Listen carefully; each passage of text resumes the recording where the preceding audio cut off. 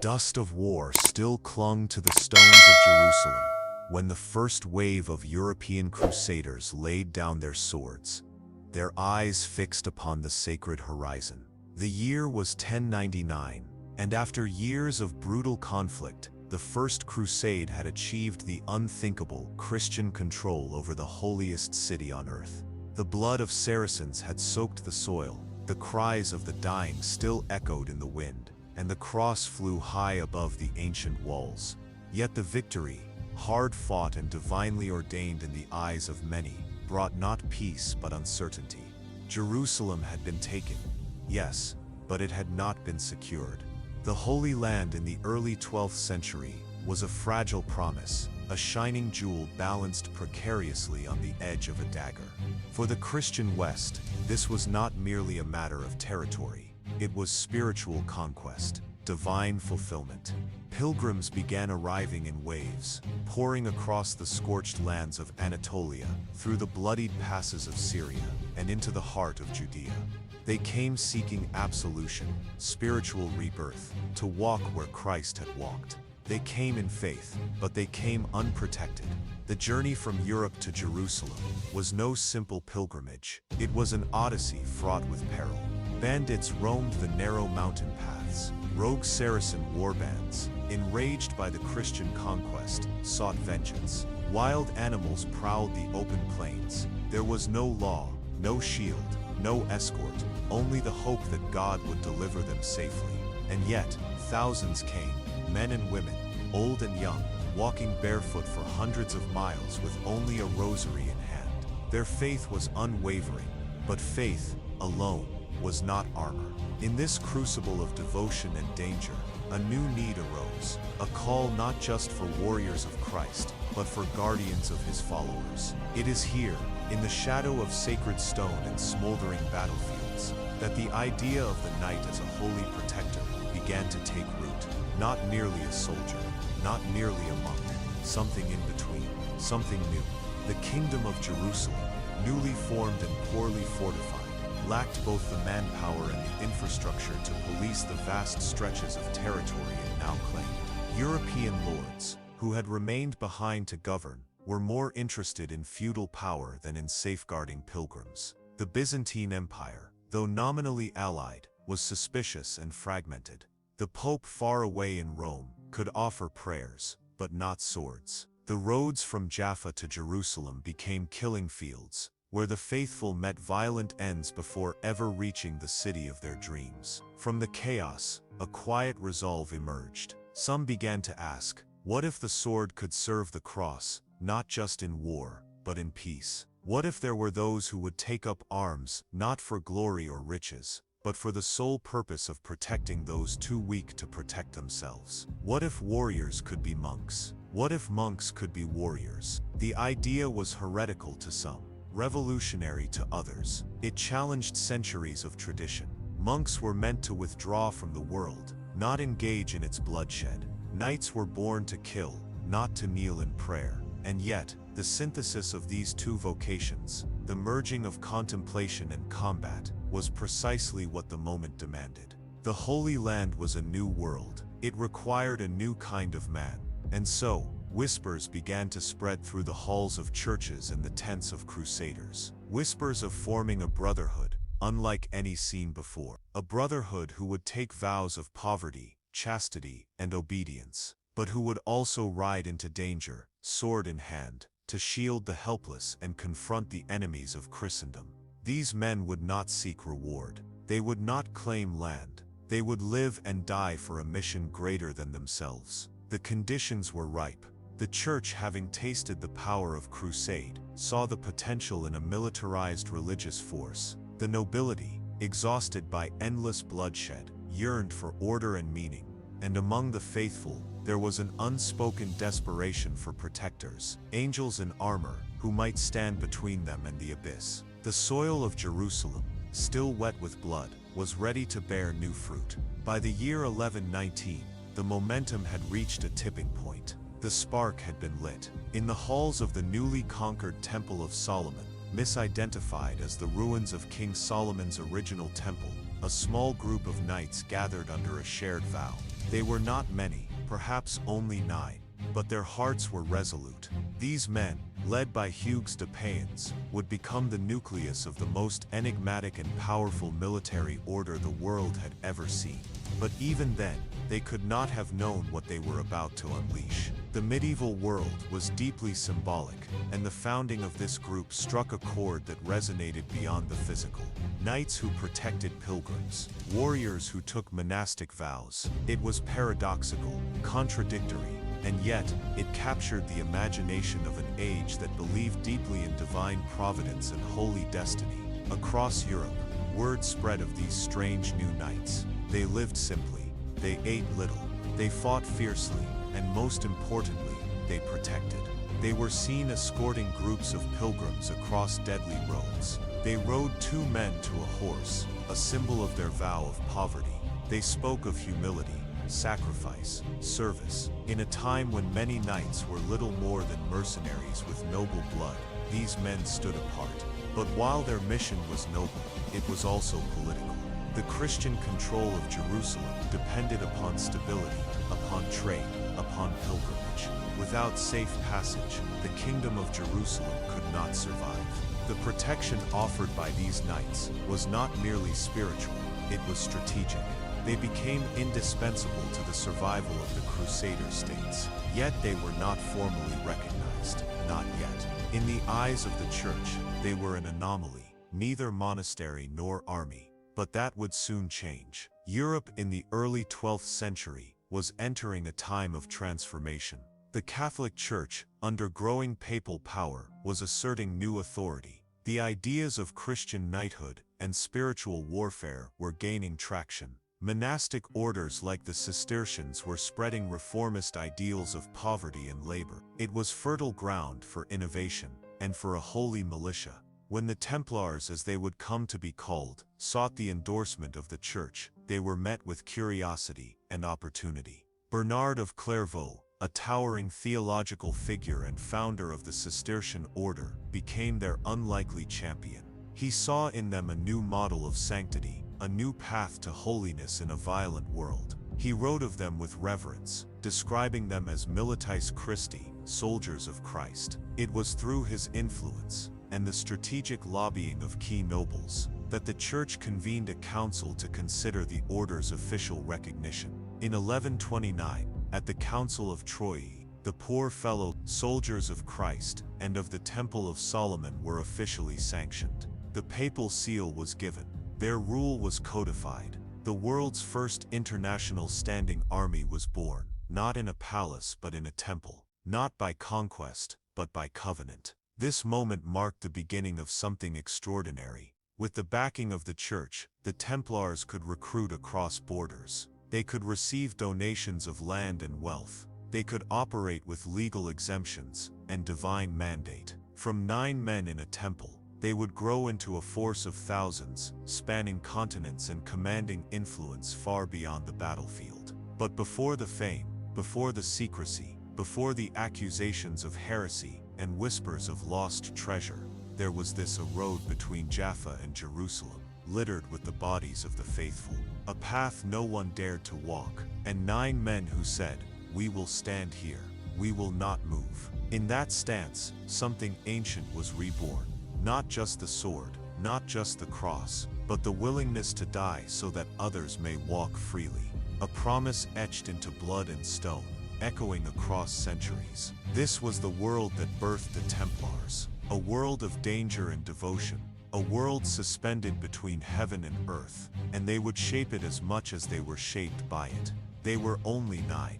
In a city soaked with centuries of blood, under the blazing Levantine sun, 9 men gathered within the stone walls once believed to be the remnants of King Solomon's temple. Their names, though remembered in ancient records, were not yet the stuff of legend. They had no banners, no grand treasury, no army, just an idea and a vow. Their leader, Hugues de Payens, was not a king nor a prophet, but he carried himself with quiet authority, the kind forged not by birthright, but by conviction. A French nobleman of modest standing, he had fought in the First Crusade and remained in the Holy Land while others returned to Europe. In the chaos that followed the Christian conquest of Jerusalem, Hughes saw not triumph, but peril, and in that peril, he saw purpose. The Nine took their vows in 1119. It was a simple ceremony, and yet in its simplicity, it bore the weight of eternity. Before the Patriarch of Jerusalem, Warmond of Picquigny, they pledged their lives to God, to the protection of pilgrims, and to the defense of the Holy Sepulchre. They renounced personal wealth, they vowed chastity, obedience, and poverty. But unlike traditional monastic vows, theirs came with the blade. This was not a monastery in the hills of Burgundy, or a cloister in the heart of Rome. This was a war-torn frontier, and these men, while taking the cloth, did not hang up their swords. They sheathed them in righteousness, and in doing so, they forged a paradox, so powerful it would redefine the medieval world. They were named the Poor Fellow Soldiers of Christ, and of the Temple of Solomon. A cumbersome name, yes, but one that spoke to their humility and their purpose. They were poor because they owned nothing. They were soldiers, but not for kings. And they were of the temple, because that was where they made their home. The location of their base was no accident. The El Aqsa Mosque, the great structure sitting atop the Temple Mount, had been converted by the Crusaders into a palace. Believed at the time to be the original Temple of Solomon, it was considered a place of unmatched holiness. That the Knights would make this their home gave them not only spiritual legitimacy, but a symbolic connection to the divine wisdom of old. They were seen as heirs not only to the apostles, but to the kings of Israel. Inside this sacred space, the 9 knights lived Spartan lives. They slept in shared quarters, wore plain garments, and followed a strict daily regimen of prayer, work, and training. They owned no personal property. Even their horses were communal. The famous seal that would one day represent them, a single horse bearing 2 riders, was not just emblematic, it was literal. In the early days, they often shared mounts, for they could not afford one per man. Their humility, their devotion, and their mission drew attention, but not yet support. For years, they toiled in obscurity. They guarded the roads leading into Jerusalem, escorting groups of pilgrims across treacherous terrain. They repelled bandits, fought small skirmishes, and waited. Europe was watching, but with cautious eyes. The idea of warrior monks was still radical, still untested. Traditional monastic orders were skeptical. Some feared this mixing of steel and sanctity was a theological mistake, a slippery slope to corruption. Others simply did not understand it. Was it a new crusade, a permanent militia, a political tool? Hugues de Payens knew that for the order to survive, much less grow, they would need not just faith, but legitimacy. And legitimacy came from one place, Rome. In the mid-1120s, Hugues embarked on a diplomatic mission that would shape the destiny of the Templars. Leaving Jerusalem in the care of his brothers, he traveled back to Europe, seeking the support of the church, of kings, of nobles. His journey was arduous, but purposeful. He met with bishops, lords, and abbots. He explained the mission. He made the case, but most critically, he met with Bernard of Clairvaux. Bernard was no ordinary monk. He was a towering intellect, a spiritual reformer, a man whose words carried weight across all Christendom. As the leader of the Cistercian movement, Bernard had revived the ideals of poverty and simplicity in monastic life. He believed in spiritual purity, and he saw in the Templars a new kind of purity, forged not in silence, but in steel. Where others saw contradiction, Bernard saw harmony. To him, the Templars were not defiling the cross by bearing swords, they were sanctifying the sword by bearing the cross. He became their most passionate advocate, writing a powerful treatise titled De Laude Novae Militia, in praise of the new knighthood. In it, he described the Templars as true warriors of Christ, who fought not for conquest, but for salvation. His words electrified Europe. With Bernard's endorsement, doors began to open. The Pope took notice. Bishops began to offer support. Nobles, inspired by the vision, offered lands, gold, and men.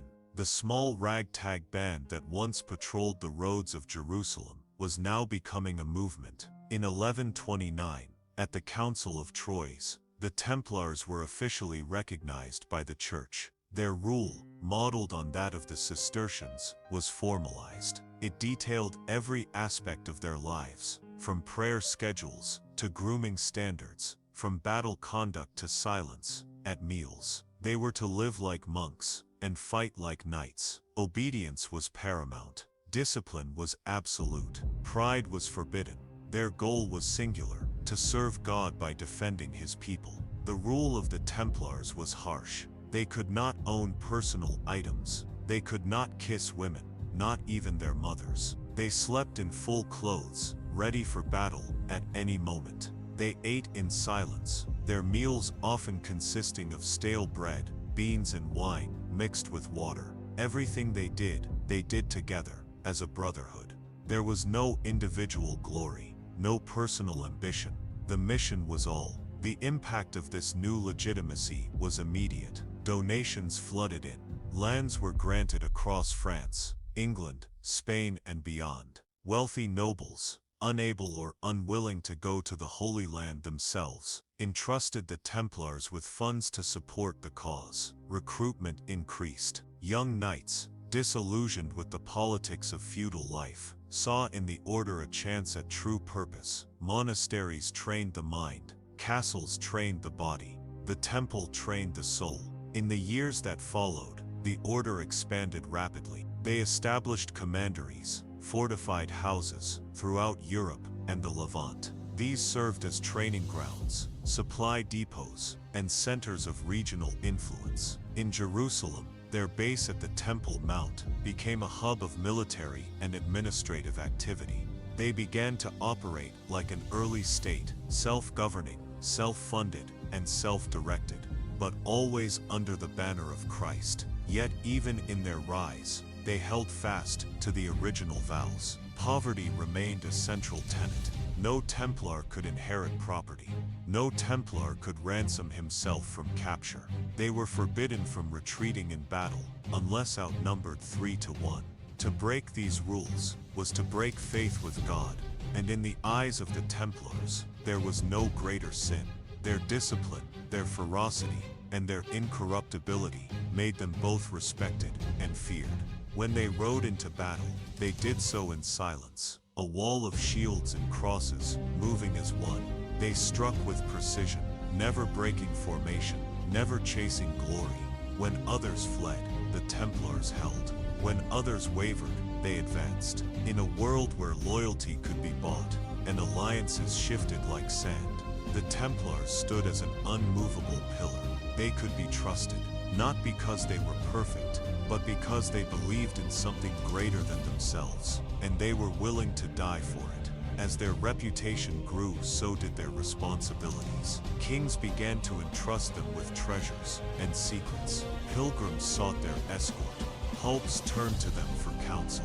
They became more than knights, more than monks. They became a bridge between heaven and earth, between church and state, between faith and fear. But for all their fame, for all their power, they never forgot the road between Jaffa and Jerusalem, the road where it all began, the road they swore to protect, with nothing but a borrowed horse, a sword, and a prayer.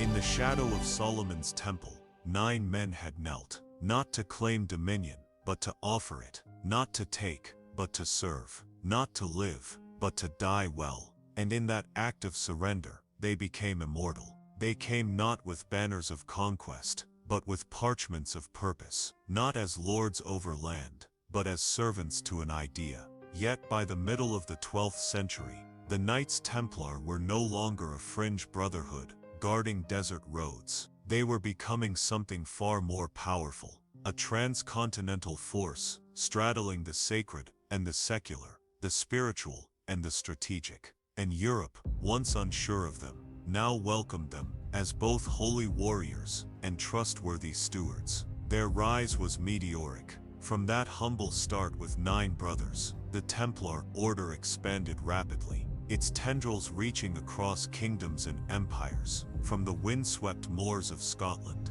to the sunburned plains of Castile, from the vineyards of Burgundy to the dust-choked gates of Antioch. Wherever the church had power, the Templars were soon to follow. But what drove this acceleration was not just the divine, it was also the deeply practical. When Bernard of Clairvaux lent his voice to the Templars, Europe listened. In his impassioned sermons, and in the influential treatise, In Praise of the New Knighthood, Bernard painted the order not merely as protectors of pilgrims, but as models of Christian virtue. To fight for Christ was not just acceptable, it was righteous. To die in his service was not tragedy, it was victory. This radical reinterpretation of holy war legitimized their mission in the eyes of the faithful. It gave them moral armor no blade could pierce. But theology alone does not build an empire. The Church's formal recognition in 1129, at the Council of Troyes, granted the Templars a powerful status. They were now an official military order of the Catholic Church. With it came privileges that would make them virtually untouchable. Templars answered only to the Pope, not to kings, not to local bishops, not to barons or earls. They could cross borders without tariffs, own property without feudal obligations, and collect donations without interference. This placed them in a rarefied position, outside the traditional hierarchies of New to Europe, yet central to its spiritual and military heart. The donations began slowly, at first a vineyard here, a parcel of land there. But as victories were won in the Holy Land, and the Templars gained a reputation for bravery, nobles across Europe began offering more. Castles were granted, fortified manors, entire villages, not just out of piety, but out of strategy. Donating to the Templars meant securing favor in Rome. It meant aligning oneself with a cause greater than local politics, and perhaps it meant salvation. The Templars did not squander these gifts. They built networks of commanderies, fortified monastic estates that functioned like self-sustaining hubs. These were not just farms, they were training grounds, economic engines, recruitment centers, and logistical nodes. Each one operated with ruthless efficiency, managed by a Templar commander and staffed by brothers trained in both scripture and swordsmanship. In France, they oversaw vineyards and livestock. In England, they managed grain and wool. In Spain and Portugal, they helped secure the Christian reconquest from the Moors, earning land and influence in return. In Hungary, they established defensive lines against the incursions from the east. And in Italy, they managed banking and pilgrim routes across the Apennines. By the 1150s, their presence was ubiquitous. They were not just knights, they were landowners, financiers, diplomats, builders, traders, spies, and always brothers of the temple. They created a financial system that to the modern eye looked remarkably advanced. Pilgrims traveling to the Holy Land could deposit money at a Templar house in London and withdraw it in Acre. In an age when roads were perilous and banditry common, this was a game-changing innovation. The Templars essentially invented the precursor to international banking. Their wealth was never ostentatious. The rule forbade luxury, and the order remained Spartan in appearance. But the reach of their assets and the security of their treasuries made them one of the most trusted financial institutions in the medieval world. Kings borrowed from them, merchants paid through them, and crusades were funded by them. But with power came political weight, and with weight, influence. The Templars began advising kings, not just on military matters, but on matters of governance. Their neutrality in local politics made them ideal mediators. Their discipline and incorruptibility made them ideal stewards of royal funds. In some cases, they even served as de facto administrators. When King Louis VII of France embarked on the Second Crusade, it was the Templars who organized his passage, managed his logistics, and negotiated safe routes through hostile territory. When the King of Aragon needed to secure a border, he turned to the Templars, granting them fortresses and territory in return for their garrison and defense. Their influence at the papal court also grew. Popes issued bulls, granting the Templars further autonomy, expanding their privileges, and reinforcing their exemption from local ecclesiastical oversight. By the mid-12th century, the Templars were effectively a state within a state, an international organization, with diplomatic immunity and divine mandate. Yet they remained, at their core, warriors. Their mission had not changed: protect pilgrims, defend Christendom, fight in the Holy Land. And so, even as their European presence expanded, they continued to send men, arms, and funds to the Levant. Jerusalem was their beating heart, and as long as it stood, they would bleed for it. Young knights from across Christendom dreamed of joining the order. For many, it was not only a path to spiritual redemption, it was a path to immortality. To fight with the Templars was to walk in the shadow of God, to wield steel in defense of the sacred. But entry was not easy. The vetting process was rigorous. Candidates had to prove their nobility, their piety, their discipline. They had to renounce all inheritance. They had to commit to lifelong service. Once accepted, a new brother underwent a solemn initiation. At night, in a candlelit chapel, before the cross and the rule, he would kneel and take his vows. He would swear obedience, chastity, poverty, and martial service. He would rise not as a knight, but as a Templar. The ceremony was secretive, and this secrecy would later breed suspicion. But at the time, it imbued the order with mystique. They were not just soldiers, they were chosen. Not just disciplined, they were divinely aligned. Their presence was felt not just in the field, but in the imagination. Songs were sung of their bravery, chronicles recorded their deeds. In the minds of common folk, they were holy guardians, incorruptible, fearless, and sacred. But such perception also brought jealousy. Rival orders began to emerge, most notably the Knights Hospitaller and the Teutonic Knights. Though initially allies, tensions between the orders would eventually surface, over land, over funds, over glory. Local lords, too, began to resent the Templars' independence. Their exemption from taxes and laws made them a powerful force in any region, and sometimes a threat. Still, none could match their scale. By the end of the 12th century, the Templars owned over 9,000 estates across Europe. They had fleets of ships, networks of spies, schools, libraries, forges, and granaries. Their archives rivaled those of royal courts. Their warriors were the elite, hardened in desert campaigns, trained in formation, devoted unto death. But their greatest strength remained the unity of their cause. No Templars sought personal wealth. No Templars sought personal power.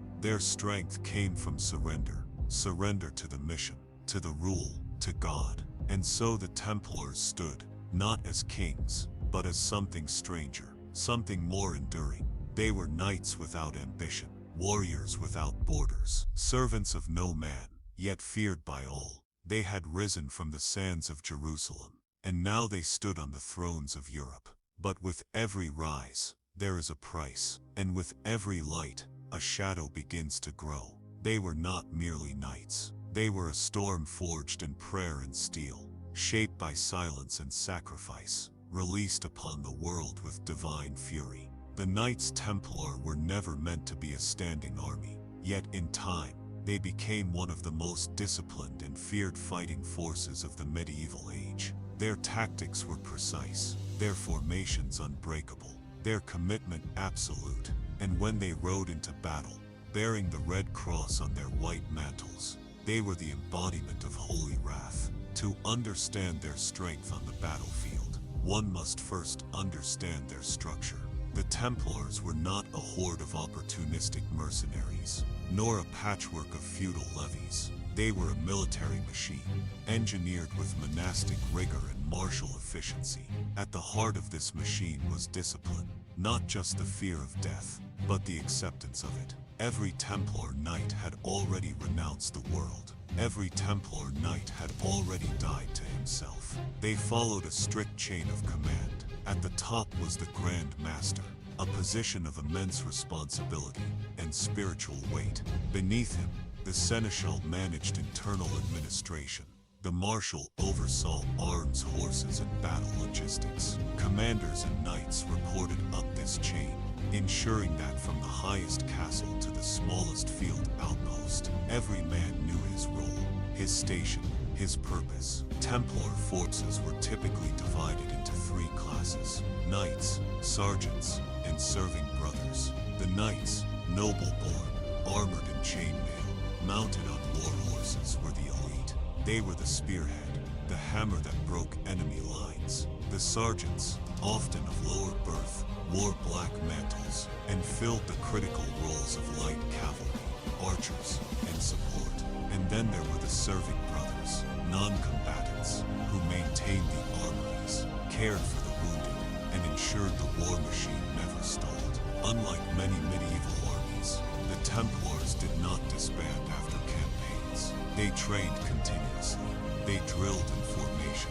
They memorized codes of conduct and battlefield rules. War was not seasonal. War was a vocation.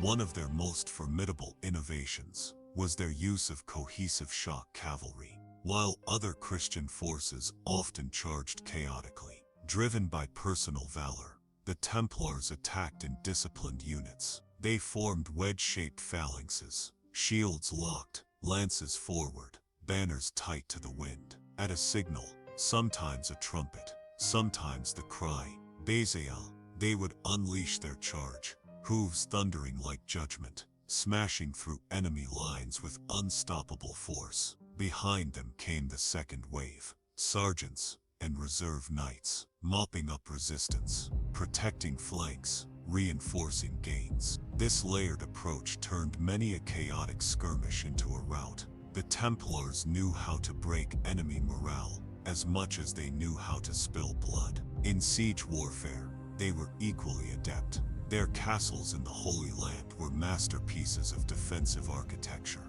Cractus Chevaliers, though more famously held by the Hospitallers, was a model for Templar fortifications. Concentric walls, arrow slits, underground cisterns, and keep towers designed not just to hold, but to last. The Templars studied enemy tactics, adapted Saracen techniques, and built strongholds that defied all but the most determined assaults.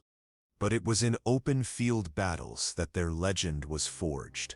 One of their earliest displays of ferocity came during the Battle of Montjazard in 1177. The Christian forces, led by the leprous King Baldwin IV of Jerusalem, were vastly outnumbered by the army of Saladin. The king's men numbered perhaps 500 knights and a few thousand infantry. Saladin brought tens of thousands. Defeat seemed inevitable. Yet the Templars, under Odo of Saint-Amand, refused to cower. With disciplined coordination and fearless aggression, they led a shock assault that tore through the Muslim vanguard. The enemy, unprepared for such an organized counterattack, faltered. Baldwin himself charged into the fray, his leprous hand clutching the true cross. Against all odds, the Muslim army broke. The desert sands ran red, and Saladin fled. It was a victory that echoed across Christendom, a testament not just to faith but to strategy. Yet not all battles ended in glory. The Templars, for all their prowess, were not invincible. Their rigid discipline could sometimes become rigidity. Their bravery at times bordered on fanaticism. At the Battle of Hattin in 1187, this flaw proved fatal. Saladin, now a seasoned general and unifier of Muslim forces, lured the Crusader army into the arid plains near the Horns of Hattin. Water was scarce, the heat unbearable. The Christian forces, thirsty and exhausted, were drawn into a trap. The Templars held the vanguard, their black and white banners flying defiantly. But discipline could not save them from dehydration. Valor could not stop the encirclement. Saladin's forces launched wave after wave of attacks. Fires were lit in the dry grass to choke and confuse the Christians. Eventually, the Crusader army collapsed. Many knights were slain. The relic of the true cross was captured. the Templar Grand Master Gerard de Ritford was taken alive. Saladin, though often merciful, viewed the Templars and Hospitallers with particular disdain. He considered them zealots too dangerous to ransom. Dozens of captured Templar knights were beheaded. It was a catastrophic loss. Jerusalem soon fell. The Crusader states were thrown into chaos, and the myth of Templar invincibility cracked. But they did not crumble. They regrouped, rebuilt, and returned. The Third Crusade, led by Richard the Lionheart, saw the Templars play a central role once again. Though they clashed with Richard's temper and ambition, they fought with relentless courage at Arsuf, where Christian forces defeated Saladin's army and reclaimed coastal territories. The Templars' rearguard action in this battle, protecting retreating forces and launching counter-offensives, was critical to Richard's success. Their influence on military doctrine continued to grow. Unlike feudal knights who might abandon formations for glory, Templars enforced cohesion. A knight who broke rank was punished severely. Cowardice was unthinkable. Each man bore the cross of martyrdom, and dying in battle was considered a sacred offering. They also understood intelligence and logistics. Scouts were trained to observe enemy movements. Maps were drawn with remarkable precision. Supply lines were carefully guarded. Templar caravans moved swiftly and silently, protected by mounted patrols and guarded way stations. In the Holy Land, they often collaborated with other orders, but tension was never far away. Disputes over territory, leadership, and alliances with local powers sometimes erupted into violence.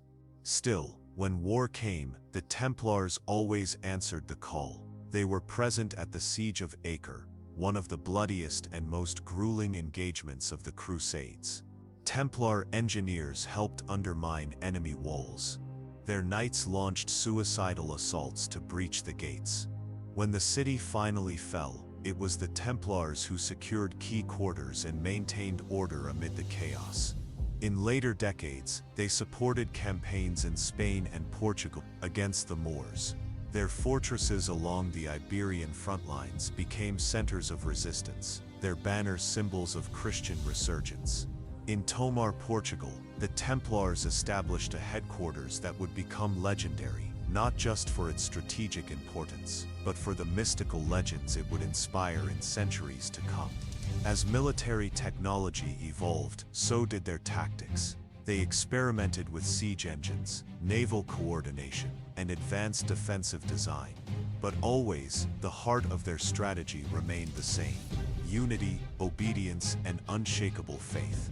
To the Muslim chroniclers of the time, the Templars were often called the Devil's Knights, not because they believed the Templars were evil, but because they were relentless.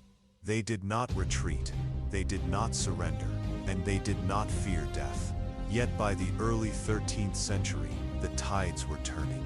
The Muslim world, once fragmented, was now uniting under powerful dynasties. Crusader momentum stalled. Internal conflicts among European monarchs weakened their collective resolve. The Templars found themselves defending fewer strongholds with fewer men. Still, they fought on.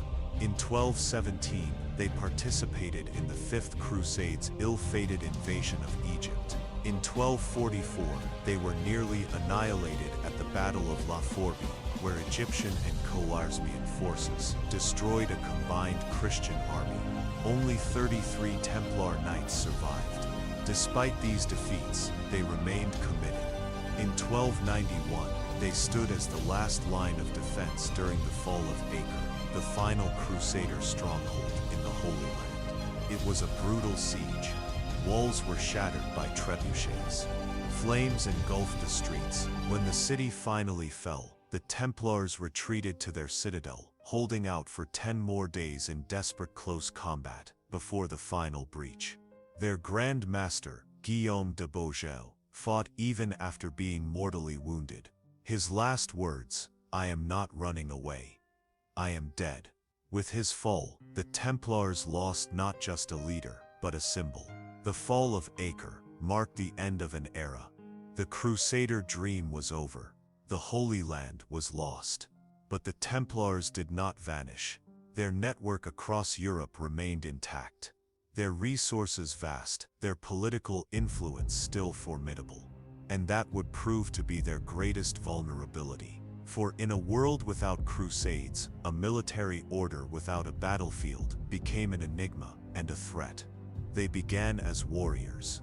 But over time, the Knights Templar became something far more complex, an institution not only rooted in prayer and battle, but in coin, contracts, and commerce.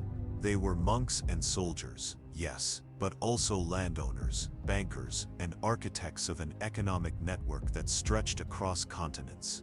Their military discipline extended into their financial dealings, and their understanding of trust, security, and logistics would help lay the groundwork for Europe's earliest forms of banking.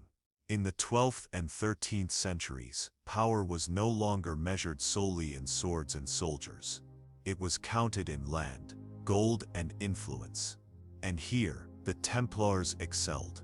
Their rise to financial prominence was not accidental. It was born of necessity. Pilgrimage to the Holy Land was dangerous. Roads were plagued with bandits, and transporting large sums of money across unfamiliar territory was often a death sentence. So the Templars, sworn to protect pilgrims, began offering a solution: financial security. A pilgrim could visit a Templar preceptory in France, deposit their wealth, and receive a document marked with codes only the order could decipher, entitling them to withdraw the equivalent amount in Jerusalem. This system, revolutionary in its time, was one of the earliest examples of a check or letter of credit. In effect, the Templars had created a proto-banking network. But their economic footprint didn't end there. Through generous donations from nobles and monarchs, eager to earn spiritual merit and eternal salvation, the Templars acquired vast tracts of land across Europe, vineyards in France, olive groves in Spain, farms in England, forests in Germany, and ports along the Mediterranean. They didn't just own the land, they worked it, optimized it, and turned it into a reliable source of income. They were pioneers of agricultural management. On their estates, they implemented advanced irrigation systems, rotated crops to preserve soil health, and used monastic labor practices to maintain order and productivity. In some regions, their estates produced more food than local lords, making them not only spiritual protectors, but economic powerhouses. The Templars also established commanderies, self-sufficient administrative centers that managed local affairs. Each commandery served as a hub for collecting tithes, training new recruits, maintaining horses and weapons, and storing goods. They operated almost like modern franchises, connected by mission, uniform in design, but adapted to regional needs. Their wealth also came from trade. The order developed a formidable logistics network, moving goods like wool, grain, wine, olive oil, and spices across Europe and the Levant. They owned ships, managed fleets, and established trade routes that bypassed traditional feudal intermediaries. In doing so, they became key players in the Mediterranean economy. In port cities like Marseille, Acre, and Genoa, Templar warehouses held not only weapons but luxury goods: Persian silks, Syrian glass, Egyptian sugar. They negotiated with merchants, handled contracts, and sometimes acted as neutral third parties in disputes. Their reputation for honesty and discipline made them trusted partners in commerce. They also extended loans to nobles, to merchants, even to kings. While the Templars technically vowed poverty, the order as an institution was extraordinarily wealthy, and they knew how to use that wealth strategically. One of the most striking examples of this occurred in 1260, when King Henry III of England found himself in financial trouble. He turned to the Templars, not just for a loan, but to entrust them with the management of the royal treasury. For years, the Temple in London functioned as a de facto central bank for the crown. Templar officials handled state finances, issued royal payments, and even secured the king's jewels. This trust extended far beyond England. In Spain, the Templars helped fund the Reconquista. In France, they acted as mediators in feudal conflicts. In the Papal States, they managed tithes and donations, often bypassing corrupt intermediaries. Their financial systems were meticulous. Each commandery kept detailed ledgers, recording donations, expenses, labor, harvests, and military costs. These documents, written in Latin, were encrypted with internal codes and symbols, ensuring that only Templar officials could interpret them. They also employed standardized accounting practices, with checks and audits enforced by traveling inspectors. If corruption or mismanagement was suspected, the order acted swiftly: demotion, reassignment, or even expulsion. But it wasn't just land and loans. The Templars understood security, and not just on the battlefield. Their fortresses in Europe were not only military installations, they were treasuries. Gold, documents, relics, and valuables were stored behind layers of stone, steel, and sworn silence. The temple in Paris, in particular, became infamous for its secrecy. Located in the Marais district, it was a fortified complex with high towers, locked vaults, and armed guards. For a time, it was considered the most secure depository in Western Europe. This power did not go unnoticed. Some admired the Templars as divine stewards of Christian wealth. Others grew suspicious. Whispers began to spread. How could monks possess such fortune? Why were they exempt from taxes? What secrets did they guard behind closed doors? Indeed, the Templars operated independently of local lords and kings. They answered only to the Pope, and their privileges granted through papal bulls exempted them from many feudal obligations. This autonomy allowed them to accumulate assets that rivaled monarchies, but it also bred resentment. Rivalries emerged, not just with secular authorities, but with other orders. The Hospitallers, the Teutonic Knights, and the Cistercians often vied for the same lands, donations, and influence. The Templars, protective of their network, were not known for diplomacy. They guarded their interests with the same zeal they guarded Jerusalem.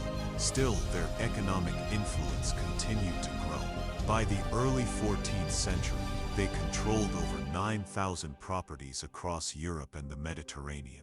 They employed thousands of serfs, tenants, and administrators. Their coin flowed through markets from London to Constantinople, and their code of silence made their operations nearly impenetrable. But therein lay the danger. Their financial reach made them indispensable to kings in need, but also threatening to those who envied them. Their secrecy, once a shield, became a target. Their discipline, once admired, was now interpreted as arrogance. And then came the debts. King Philip IV of France, known as Philip the Fair, was deep in financial crisis. He had fought costly wars against England and Flanders. He had devalued the currency. He had taxed the clergy and seized church property, earning him the ire of Pope Boniface VIII. Desperate for funds and wary of the Templars' power, Philip began to plan. He owed the order a significant sum, and more than money, he owed them influence, because the Templars not only guarded France's treasury, they also held considerable public trust. The king could not simply seize their assets by force. He needed justification. He needed an enemy. He needed a scapegoat. So he turned to an old weapon: accusation. Rumors were revived and twisted. Claims of heresy, idol worship, secret rites, blasphemous initiations. None of it was new. Every powerful institution had enemies. But Philip used these whispers as pretext. With the help of his agents, and pressure upon a compromised Pope, Clement V, he struck. On Friday, October 13, 1307, a date that would echo in superstition, Templar knights across France were arrested in a coordinated operation. Their properties were seized, their accounts frozen, their leaders imprisoned. The charges: heresy, sodomy, worship of a mysterious head, spitting on the cross, sacrilege. The truth was irrelevant. Confessions were extracted under torture. Some broke, others died. And while the trials would drag on for years, the Templars' financial empire, so carefully built, collapsed in days. Without the trust of the public, their letters of credit became worthless. Without papal protection, their privileges were revoked. And without their leadership, their assets were swallowed by monarchs and rival orders. The wealth of the temple, once dispersed and protected across continents, was gradually absorbed into the fabric of medieval power structures. In Portugal, the remaining Templars were transformed into the Order of Christ, continuing their legacy under a different banner. In Spain, some joined the Order of Calatrava. In England, many properties passed to the Hospitallers. But the mystery of their treasure, what was taken, what was hidden, fueled legends that endure to this day. Did Philip truly seize all their gold? Did they hide it before the arrests? Did it sail from La Rochelle to Scotland, to Portugal, to the New World? What we know is this: their financial legacy did not die. It transformed. The systems they created, trust-based credit, international transfers, secure storage, standardized accounting, became models for later institutions. Italian merchant banks in Florence and Genoa studied Templar methods. Jewish and Lombard financiers adopted their principles. Even centuries later, the Rothschilds would build networks of trust and information, eerily reminiscent of Templar strategy.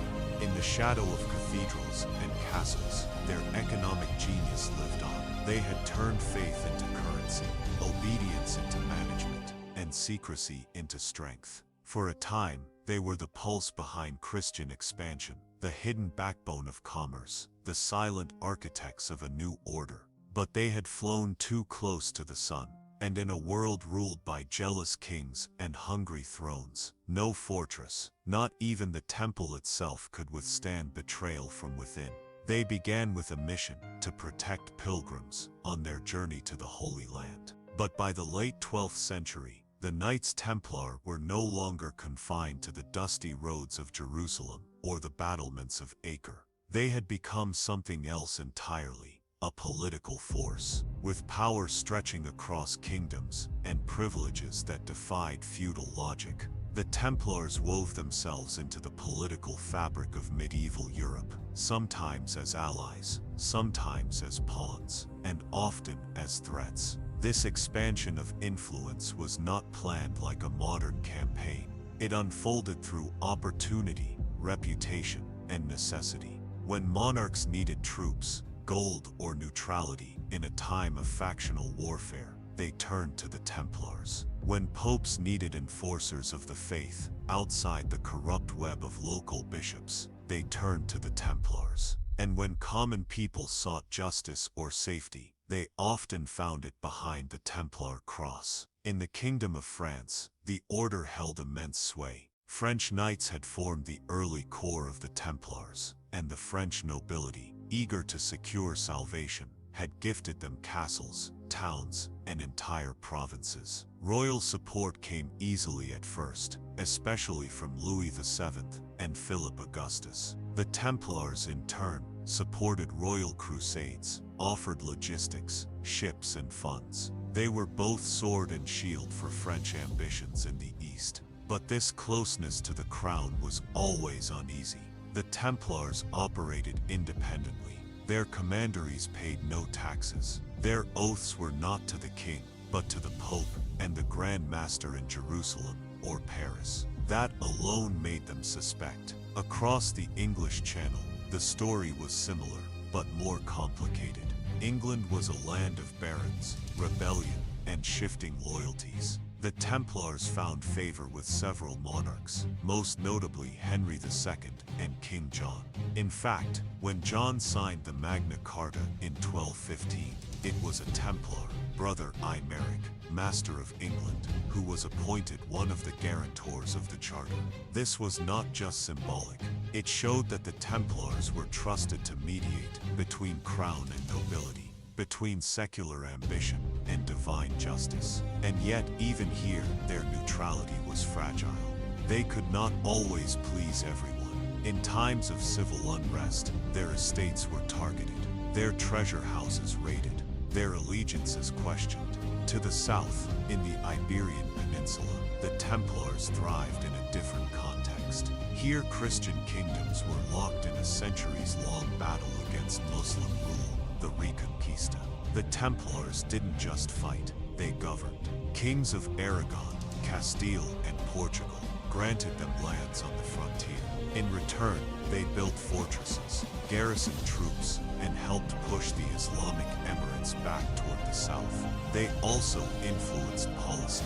Templar commanders in Spain often served as advisors to monarchs, and their control of strategic towns gave them leverage far beyond their numbers. In Portugal, their legacy would endure long after their suppression.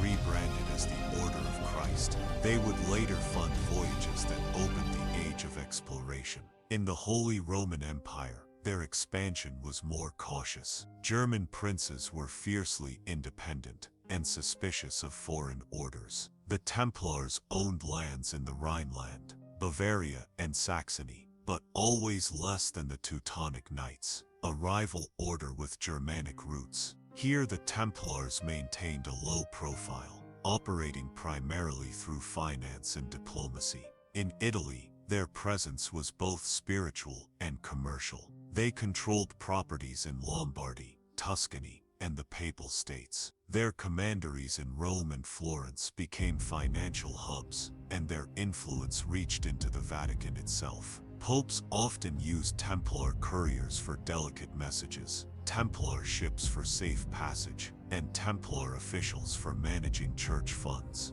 But as their proximity to papal power grew, so did the suspicion. Political alliances became more dangerous. The Templars were caught in a tug-of-war between popes and kings. When Pope Innocent III sought to assert control over secular rulers, he leaned on the Templars. But when those rulers fought back, especially Philip IV of France, they accused the Templars of being papal spies. The order walked a tightrope between service and sovereignty, and within the church itself, rivalries emerged. The Hospitallers, once their comrades in arms, became political competitors. While the Templars guarded the front lines of Palestine, the Hospitallers built hospitals, managed ports, and cultivated relationships with the sick, the poor, and the dying. Their image was softer, their reputation more benevolent, and as the Templars grew richer and more militant, the Hospitallers gained the moral high ground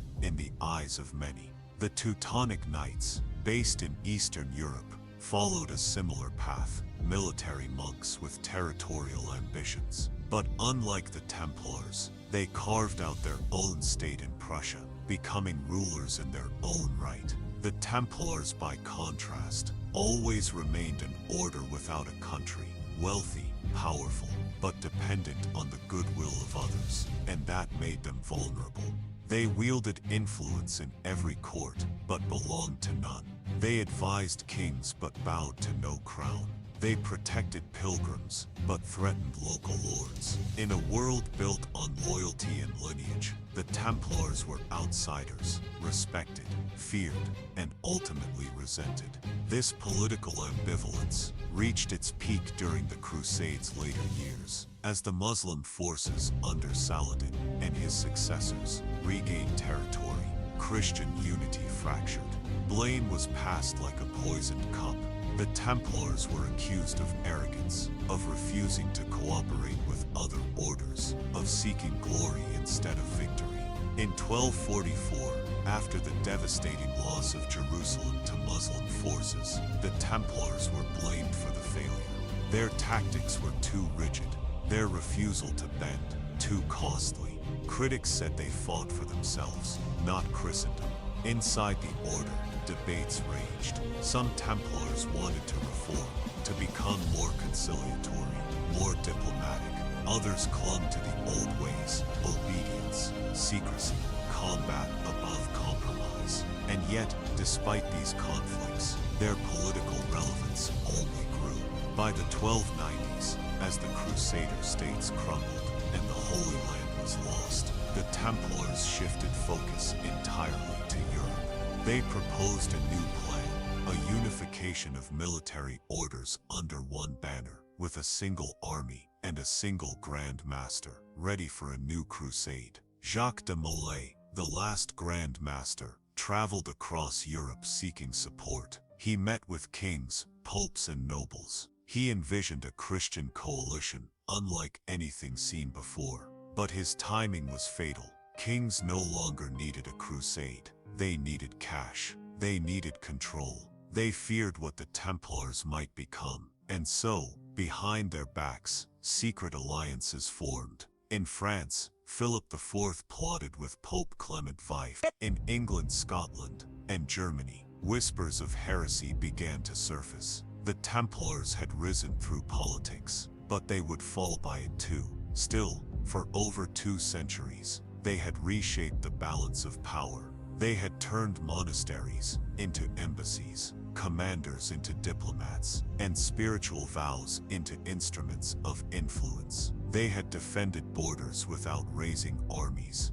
passed laws without holding thrones, and altered policies without writing a single decree. They had been the kingmaker that no king could trust, and in the end it was that very paradox, that power without allegiance, that led them to their doom. They were warriors, yes, but they were also monks. The Knights Templar lived not in palaces or castles of their own design, but in houses called commanderies, scattered across Europe and the Levant. From the outside, these places looked like any fortified estate, thick walls, stone towers, and chapels ringing with Latin chants. But within those walls, a world unfolded, a world of discipline, mystery, and sacred order. A world few outsiders ever witnessed. To enter this world was not easy. A man had to leave everything behind. His family, his land, his legacy. Wealth and title mattered little. Once he took the oath, he ceased to be a son, a brother, or a lord. He became a brother among brothers, bound by vows of poverty, chastity, and obedience. But these vows were not merely words. They were tested, enforced, etched into the very rhythm of daily life. The day of a Templar began before sunrise. Bells rang out in the silence, calling the brethren to matins, the first of 8 daily prayers. In white mantles marked with a red cross, they gathered in the chapel, kneeling, chanting, listening to scripture.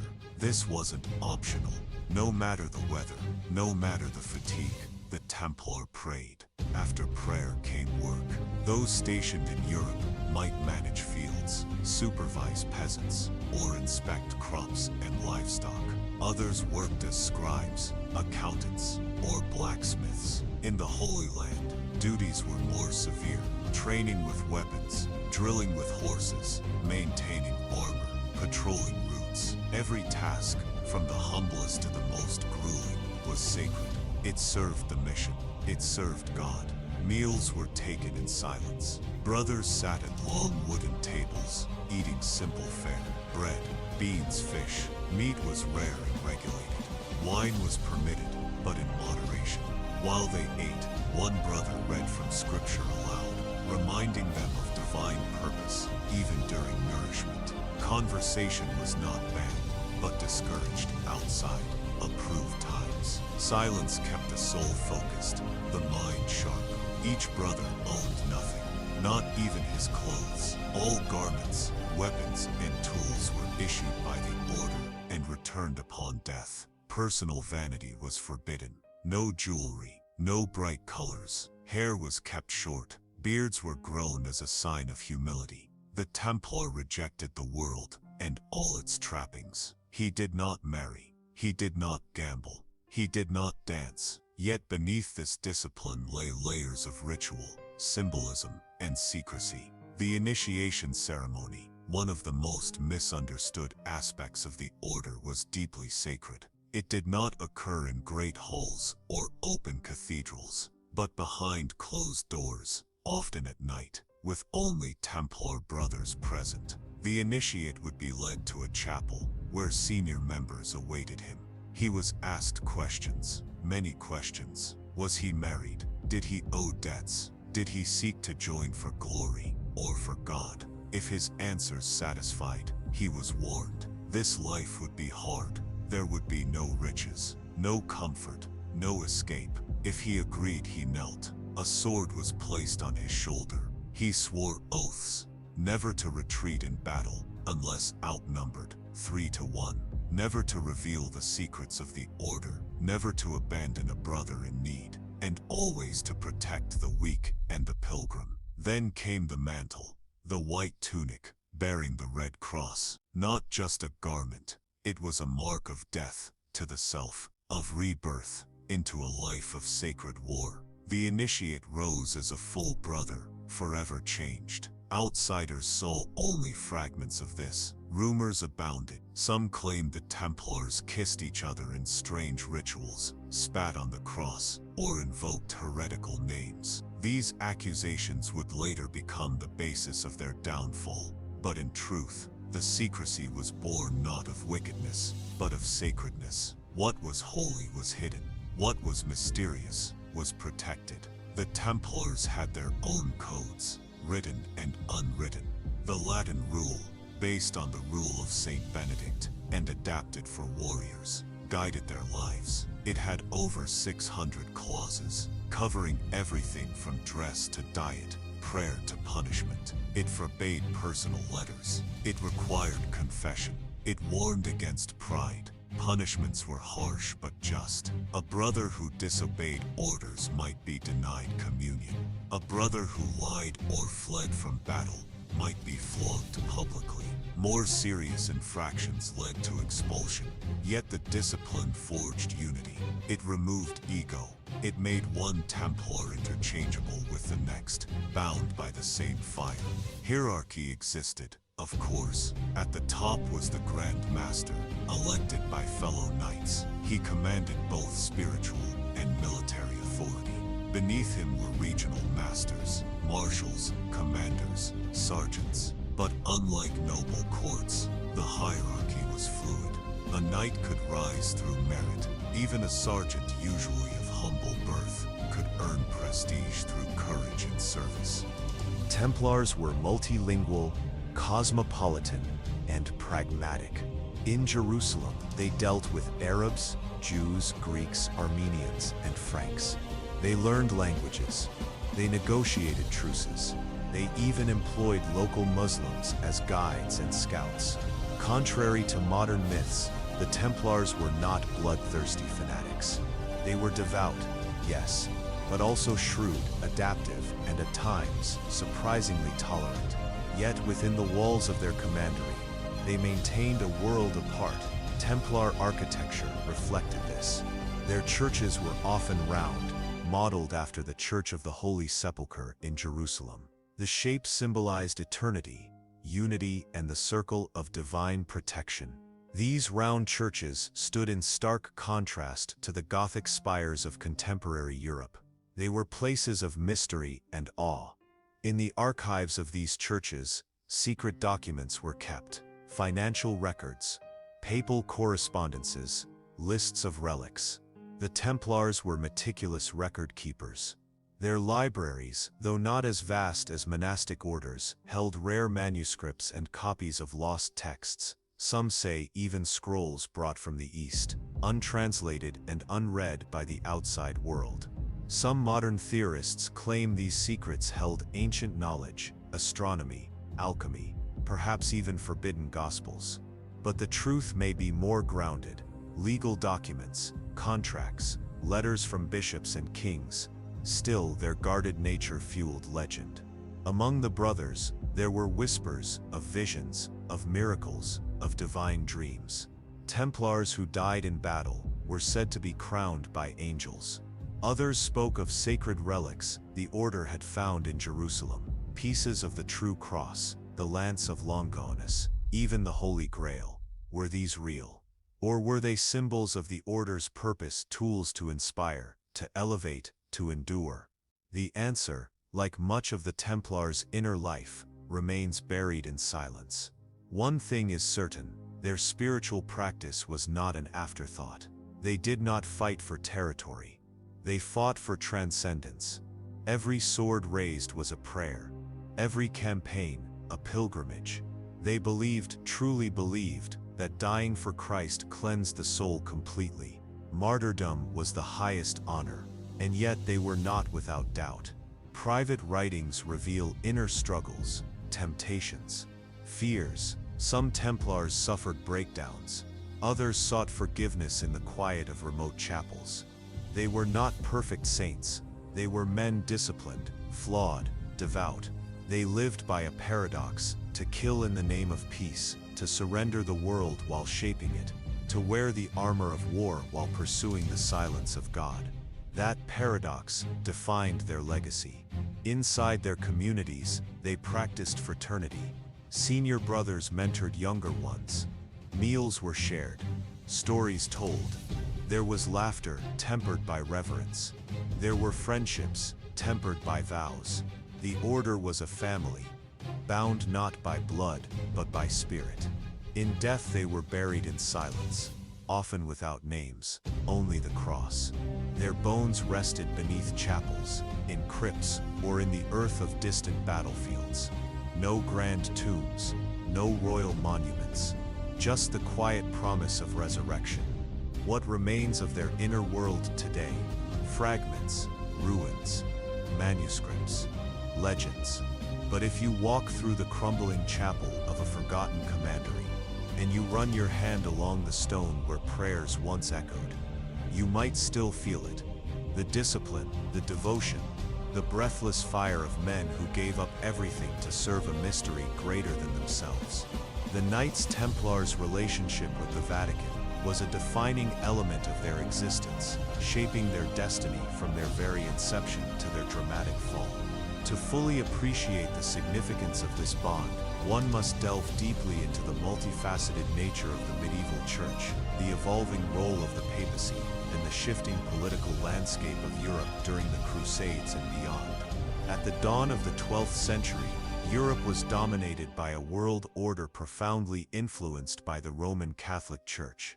The Pope was not just a spiritual leader, he was a central figure in political and military affairs, wielding influence over kings and emperors alike. The creation of the Knights Templar in 1119 occurred against this backdrop, a period when the call to defend the Holy Land after the First Crusade was still strong. The order began humbly, with a small group of knights committed to protecting Christian pilgrims traveling to Jerusalem. However, their mission quickly attracted the attention of powerful figures in the church.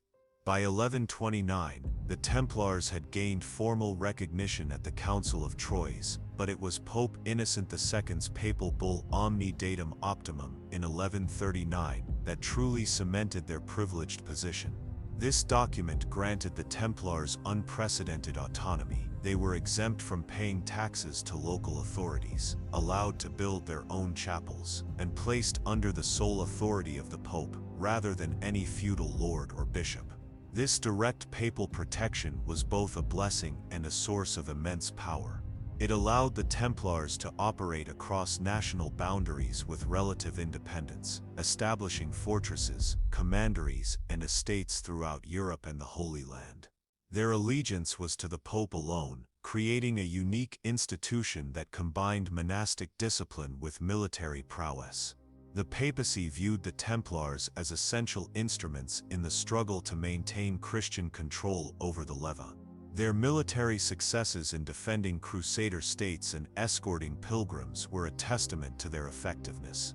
For popes like Innocent III, who convened the Fourth Lateran Council in 1215, the Templars represented the ideal fusion of spiritual devotion and martial valor, an embodiment of Christendom's militant spirit. Yet, this relationship was never without complexity or strain. The Church was cautious of granting any organization too much influence, fearing challenges to its own supremacy. As the Templars amassed vast wealth through donations, land acquisitions, and innovative financial practices, effectively becoming one of the earliest proto-banking institutions, Their power sparked envy and suspicion among secular rulers and clergy alike. By the late 12th century, the Templars' influence extended far beyond the battlefield. Their network of castles and estates spanned from England to the Holy Land, and their financial services included safeguarding valuables and extending credit.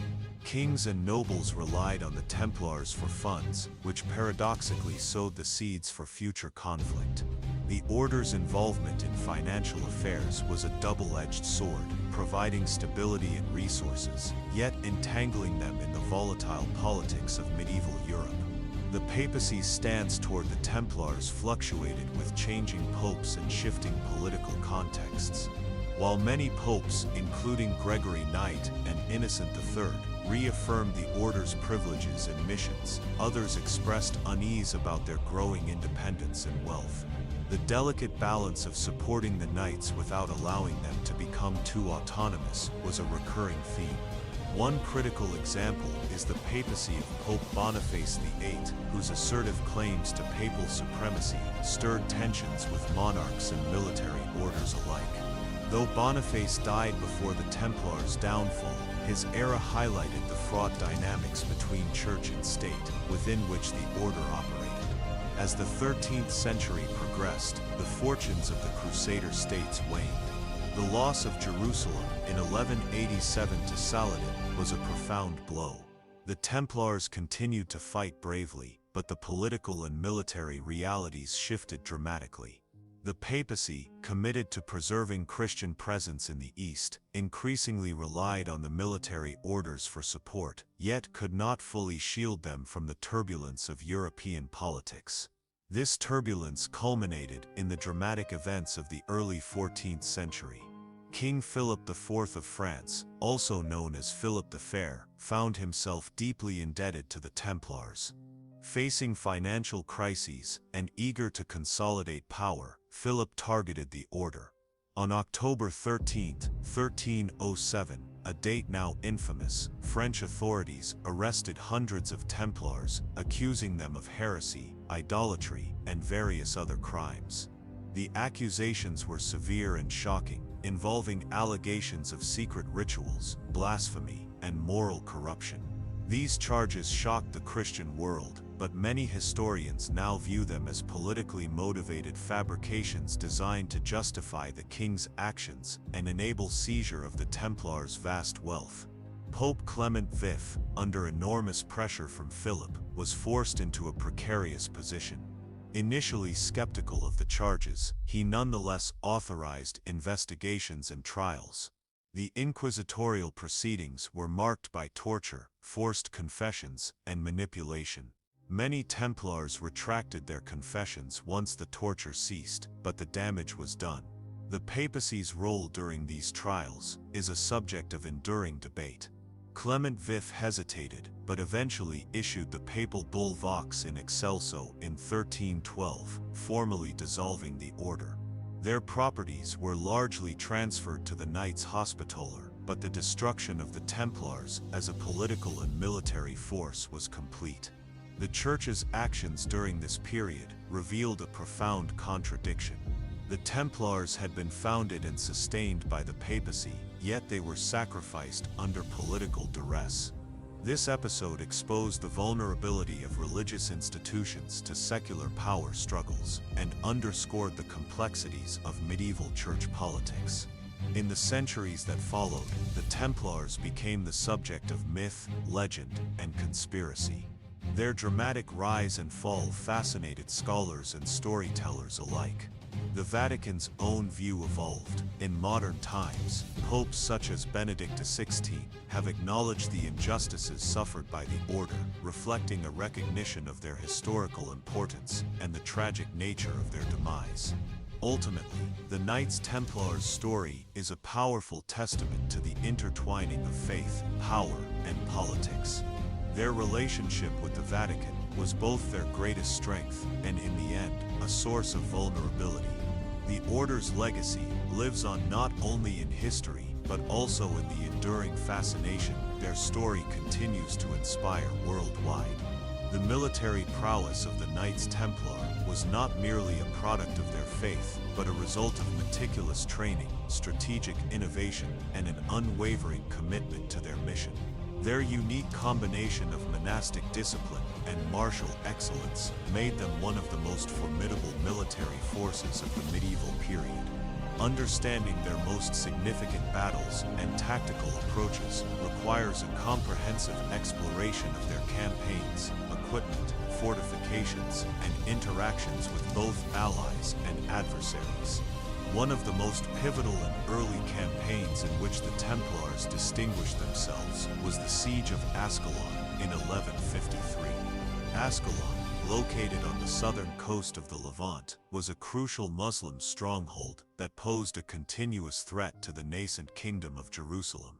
The Templars, alongside other Crusader forces, undertook a lengthy siege that tested their endurance and siegecraft expertise.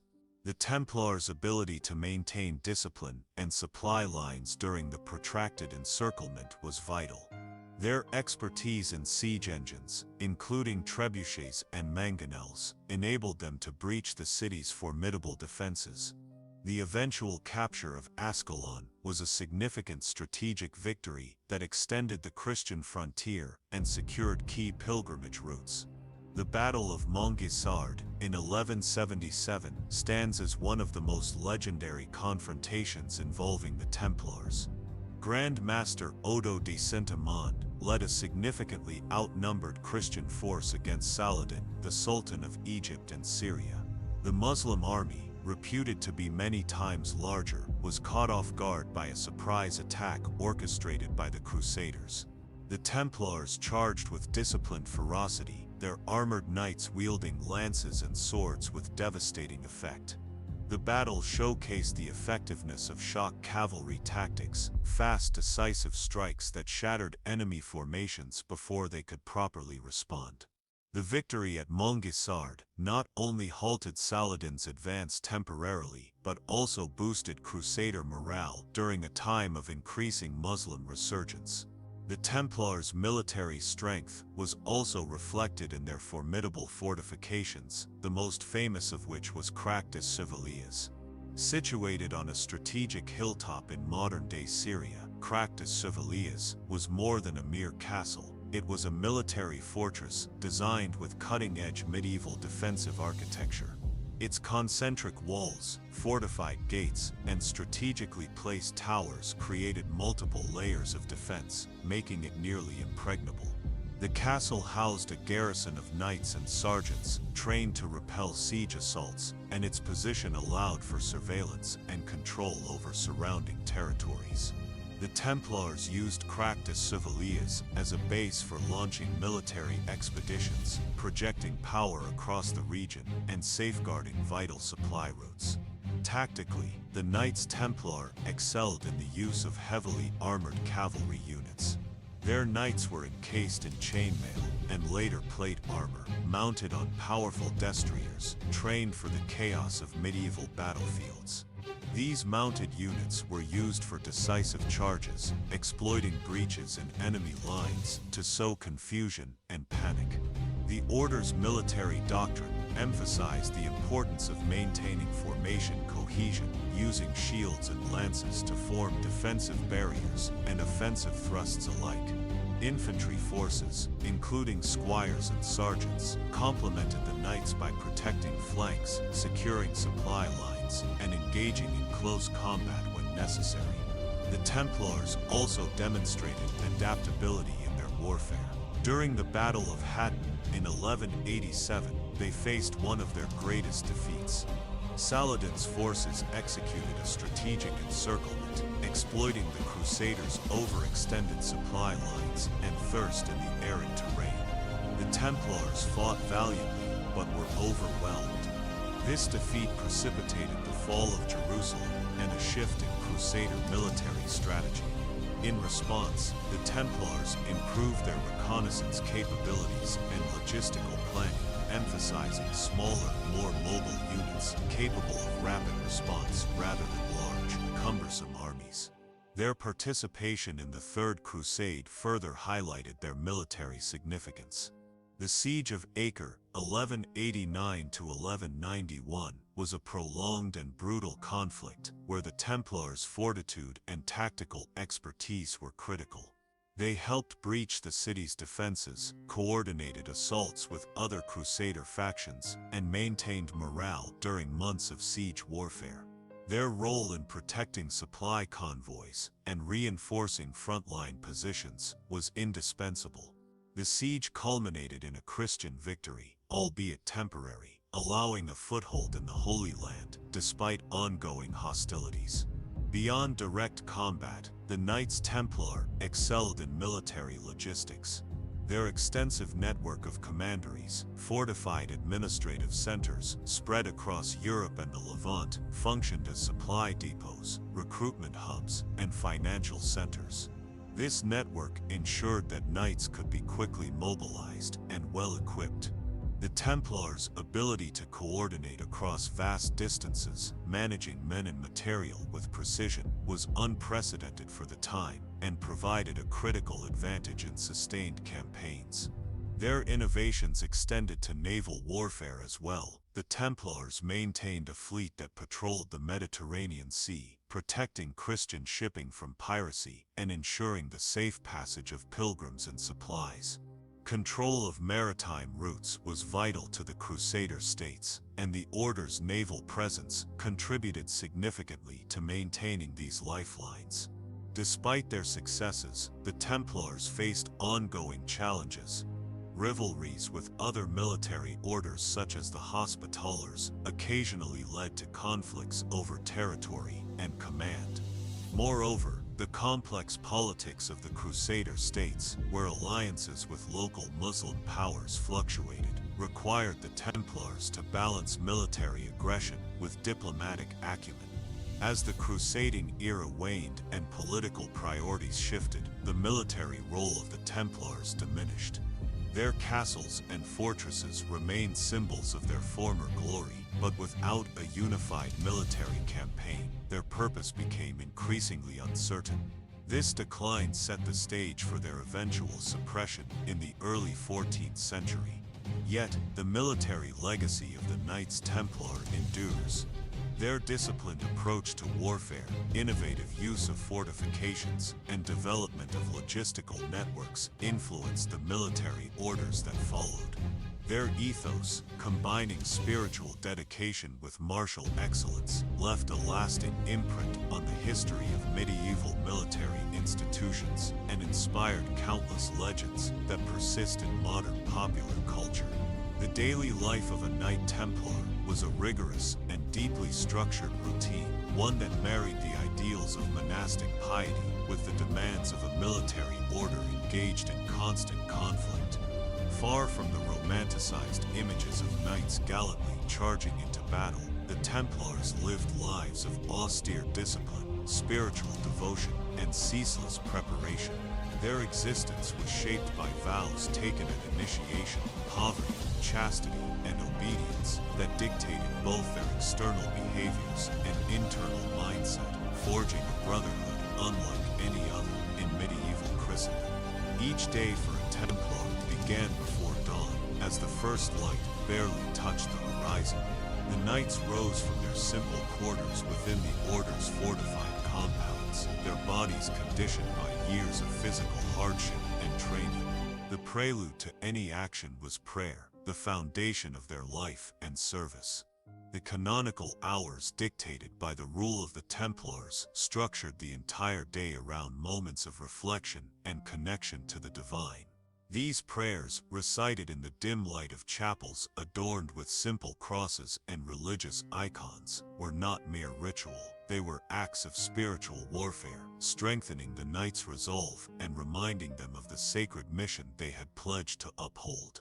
Following the morning prayers, the knights engaged in rigorous physical training. This was not a casual exercise, but a crucial part of their preparation for the harsh realities of combat. Training encompassed swordsmanship, lancework, horsemanship, and drills designed to build endurance, agility, and discipline. The Templars practiced coordinated cavalry charges, learning how to maintain formation while striking with deadly force. They trained in hand-to-hand combat techniques, the use of bows and crossbows, and the operation of siege equipment. This constant owning of martial skills ensured that each knight could respond swiftly and effectively in the chaos of battle. Their armor, though heavy, was a source of both protection and identity. Made primarily of chainmail and later reinforced with plate elements, it was painstakingly maintained. Polishing armor was a daily ritual, a symbol of pride and readiness. The distinctive white mantle, emblazoned with the Red Cross of the Order, was worn over this armor and symbolized purity, sacrifice, and a willingness to die in the service of Christendom. Meals were simple, reflecting the vow of poverty that underscored the Order's values. The diet consisted largely of bread, legumes, vegetables, and occasionally fish or meat. Food was eaten communally in the refectory, where silence was often observed to encourage contemplation and humility. The meal was not merely sustenance, but a reminder of the virtues of moderation and discipline. Despite the Spartan nature of their diet, the Templars were known for their stamina and physical resilience, a testament to their balanced approach to nutrition and exercise. Administrative duties punctuated the day. The Templars managed vast estates and properties that stretched across Europe and the Holy Land. This required a sophisticated bureaucracy, with knights and sergeants acting as stewards, tax collectors, and overseers of agricultural production. Within their commanderies, they maintained detailed records, managed finances, and coordinated the movement of supplies and reinforcements. The efficient organization of these logistical networks was essential for sustaining long military campaigns and supporting pilgrims traveling to Jerusalem. Guard duty was another crucial component of daily life. The security of the Order's fortresses was paramount, and knights took shifts standing watch, ever vigilant against potential threats. These watches required constant alertness and readiness to respond to attacks, sabotage, or espionage. The guards also patrolled the surrounding areas, keeping an eye on enemy movements and protecting local populations under the Order's protection. Despite the strict discipline, the Templars were not devoid of camaraderie. The shared hardships of life in harsh climates and under constant threat forged strong bonds of brotherhood. Within their communities, knights supported one another through illness, injury, and psychological strain. They practiced mutual aid, embodying the Christian ideal of charity and solidarity within their ranks. Spiritual study and education were also integral to their routine. Unlike the stereotypical knight, many Templars were literate and well-versed in theology, canon law, and languages, such as Latin, French, and Arabic. This intellectual discipline enabled them to navigate the complex political and religious landscape of the Crusader states. It also allowed the Order to produce chronicles and legal documents, preserving a detailed record of their activities and contributing to medieval scholarship. The rule of the Templars governed all aspects of their conduct, from the mundane to the profound. This code, influenced by monastic traditions and adapted for military purposes, demanded obedience not only to God, but to the Grand Master and the Order's hierarchy. Punishments for infractions could be severe, underscoring the seriousness with which discipline was enforced. However, this strictness also created a sense of order and predictability within an otherwise chaotic medieval world. Evenings concluded with further prayers and reflection. The knights gathered again in the chapel to thank God for the day's blessings and to seek protection through the night. Sleep was brief and often interrupted by the need for sentries to remain vigilant. Despite the harshness of their lives, the Templars found strength and solace in their faith, believing that their sacrifices were part of a divine plan. In times of peace, the Templars engaged in building and maintaining their castles and fortifications, demonstrating not only martial skill but also engineering knowledge. Their commanderies were centers of agricultural production, hospitality for pilgrims, and centers of charity for the poor and sick. These roles extended the order's influence beyond the battlefield, embedding them deeply into the social and economic fabric of medieval Europe and the Levant. In sum, the life of a Knight Templar was an extraordinary synthesis of the sacred and the martial, the communal and the disciplined. Their daily routine was designed to prepare them not only for the demands of war, but for a life lived in steadfast service to their faith and their order. This relentless commitment shaped the enduring legacy of the Templars as warrior monks who dedicated every moment to the defense of Christendom. The origins of the Knights Templar can be traced back to the early 12th century, a period marked by a complex intersection of religious fervor, political ambition, and cultural transformation. The First Crusade, launched by Pope Urban II in 1096, was an unprecedented mobilization of Western Christendom against the Muslim-controlled Levant. The Crusaders' successful siege and capture of Jerusalem in 1099 was hailed as a divine triumph, yet it also birthed an immense responsibility to secure and govern the newly conquered territories in a hostile environment. The Christian kingdoms established in the Holy Land, Jerusalem, Antioch, Tripoli, and Edessa, were fragmented, surrounded by powerful Muslim states, and constantly under threat. For pilgrims journeying from Europe to these sacred sites, the path was perilous. The roads were infested with bandits, and local tribes and armies posed continuous threats. Protecting these travelers became a pressing concern for the Latin Christian rulers, who lacked the resources and manpower to maintain stable security. It was in this vacuum of protection that a group of knights envisioned a new kind of order, a brotherhood bound by faith, martial discipline, and an unwavering commitment to defending Christendom's most vulnerable. Around 1119, Hugh de Payens, a French nobleman and experienced warrior, led a small band of 9 knights to establish what would become the Knights Templar. They chose the Temple Mount in Jerusalem as their base of operations, a site laden with symbolic and religious significance as the former location of Solomon's Temple. This connection imbued their mission with a profound sense of spiritual destiny, linking their martial service directly to biblical history and the protection of the Holy Land. The Templars adopted a unique dual identity as warrior monks, combining monastic vows with the duties of knights. Their rule, heavily influenced by the ascetic Cistercian tradition, required them to live in poverty, chastity, and obedience. This was a radical departure from the typical medieval knight, whose life was often tied to land ownership, personal wealth, and secular loyalties. For the Templars, their sword was not an instrument of conquest or personal gain, but a sacred tool wielded in the service of God and the protection of pilgrims.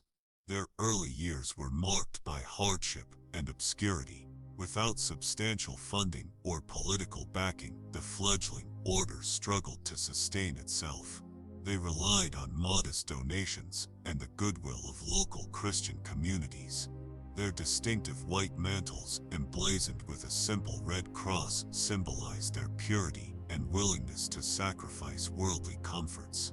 Despite their small numbers and limited resources, their dedication and discipline began to attract attention. The turning point came with the intervention of Bernard of Clairvaux, one of the most influential church figures of the time. Bernard, a renowned theologian and abbot of the Cistercian monastery at Clairvaux, recognized the unique role the Templars could play. In 1129, at the Council of Troyes, he delivered a compelling sermon that not only endorsed the order, but also framed their mission within the broader spiritual and moral imperatives of Christendom. Bernard's support lent the Templars an aura of divine legitimacy and inspired nobles across Europe to provide lands, money, and recruits. Papal approval followed swiftly. Pope Honorius II issued a bull granting the order exemption from local ecclesiastical authorities, allowing them to answer only to the Pope himself.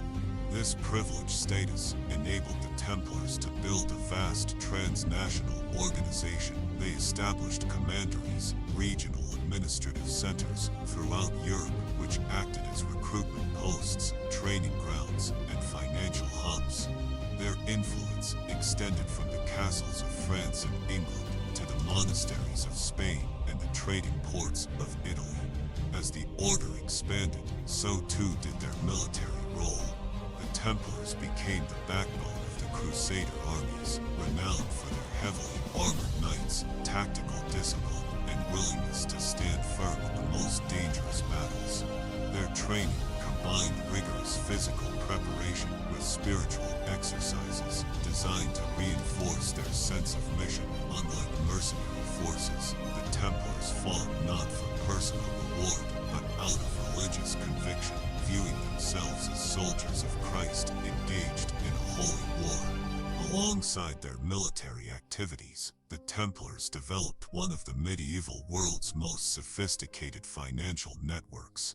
Recognizing the need to safeguard the wealth of pilgrims and nobles traveling to the Holy Land, they innovated early banking practices. Pilgrims could deposit money in Europe and withdraw equivalent funds in the Levant using letters of credit issued by the order. This system reduced the risks of robbery and enabled the Templars to amass considerable capital, which they invested in land, fortifications, and military campaigns. Their properties included vast estates, farms, vineyards, and mills, often donated by grateful monarchs and nobles. The income generated from these holdings supported the order's operations and charitable activities. The Templars also operated ships and controlled strategic ports, further enhancing their economic and military reach. This blend of religious, military, and economic power made the order unique in medieval Europe. However, the Templars' rise was not without controversy. Their rapid accumulation of wealth and privileges attracted envy and suspicion. They operated outside normal feudal and ecclesiastical controls, answering only to the Pope, which made them politically independent and often untouchable. Their secretive nature, combined with rumors of esoteric rituals, fueled myths and conspiracy theories that would persist for centuries. Despite these challenges, the Order's early decades were defined by growth, resilience, and a strong sense of purpose. Their members believed they were part of a divine plan to reclaim and protect the Holy Land, a mission that required unwavering faith and sacrifice. The Templars' legacy would extend far beyond their military exploits, influencing the development of medieval chivalry, religious military orders, and the financial systems of Europe. In the broader context of the 12th century, the establishment of the Knights Templar reflected the merging of religious idealism with the pragmatic needs of warfare and governance. Their story is a window into a time when faith and conflict were inseparable, and where the lines between monk and warrior blurred in the quest for a sacred cause. It is a tale of devotion, power, innovation, and ultimately, the complex interplay between spiritual aspiration and worldly ambition. The military role of the Knights Templar quickly evolved from a modest band of protectors into a formidable fighting force central to the defense and expansion of the Crusader states. Their influence extended beyond mere battlefield valor. It shaped the geopolitical landscape of the Near East and altered the nature of medieval warfare. To understand the full scope of their military significance, one must delve into the tactics they employed, their strategic fortifications, and their complex relationships with secular and religious authorities alike. From the outset, the Templars distinguished themselves through discipline and a profound sense of brotherhood, which translated into battlefield cohesion. Unlike many medieval forces, which were often ragged coalitions of feudal levies with varying loyalties and training, the Templars were a professional order of knights united by a strict code of conduct. Their daily lives of prayer, ritual, and physical training created a shared identity and unwavering loyalty that forged a resilient military brotherhood. This cohesion proved crucial in the brutal and chaotic campaigns in the Holy Land. One of their key military advantages was their distinctive heavy cavalry. Clad in chainmail and later in full-plate armor, Templar knights wielded lances, swords, and shields marked by the iconic Red Cross. Their horses were specially bred and trained for charge tactics. The shock power of a disciplined cavalry charge could break enemy lines and turn the tide of battle, and the Templars excelled at this form of warfare. Their ability to hold firm in the face of overwhelming odds was legendary, inspiring both fear and respect among allies and enemies. Their strategic use of fortified castles and fortresses was another pillar of their military strength.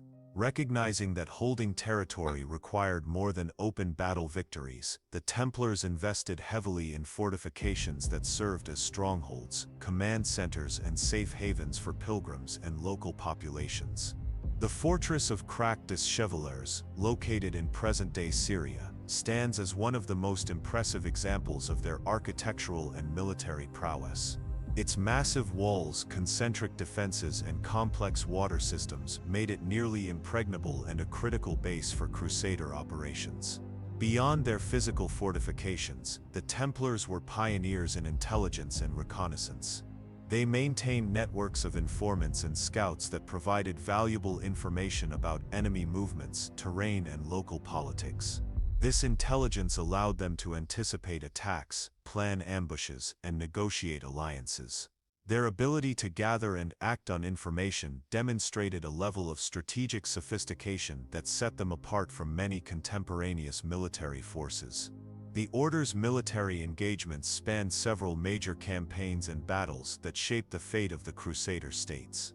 One of their earliest significant engagements was the defense of Jerusalem itself.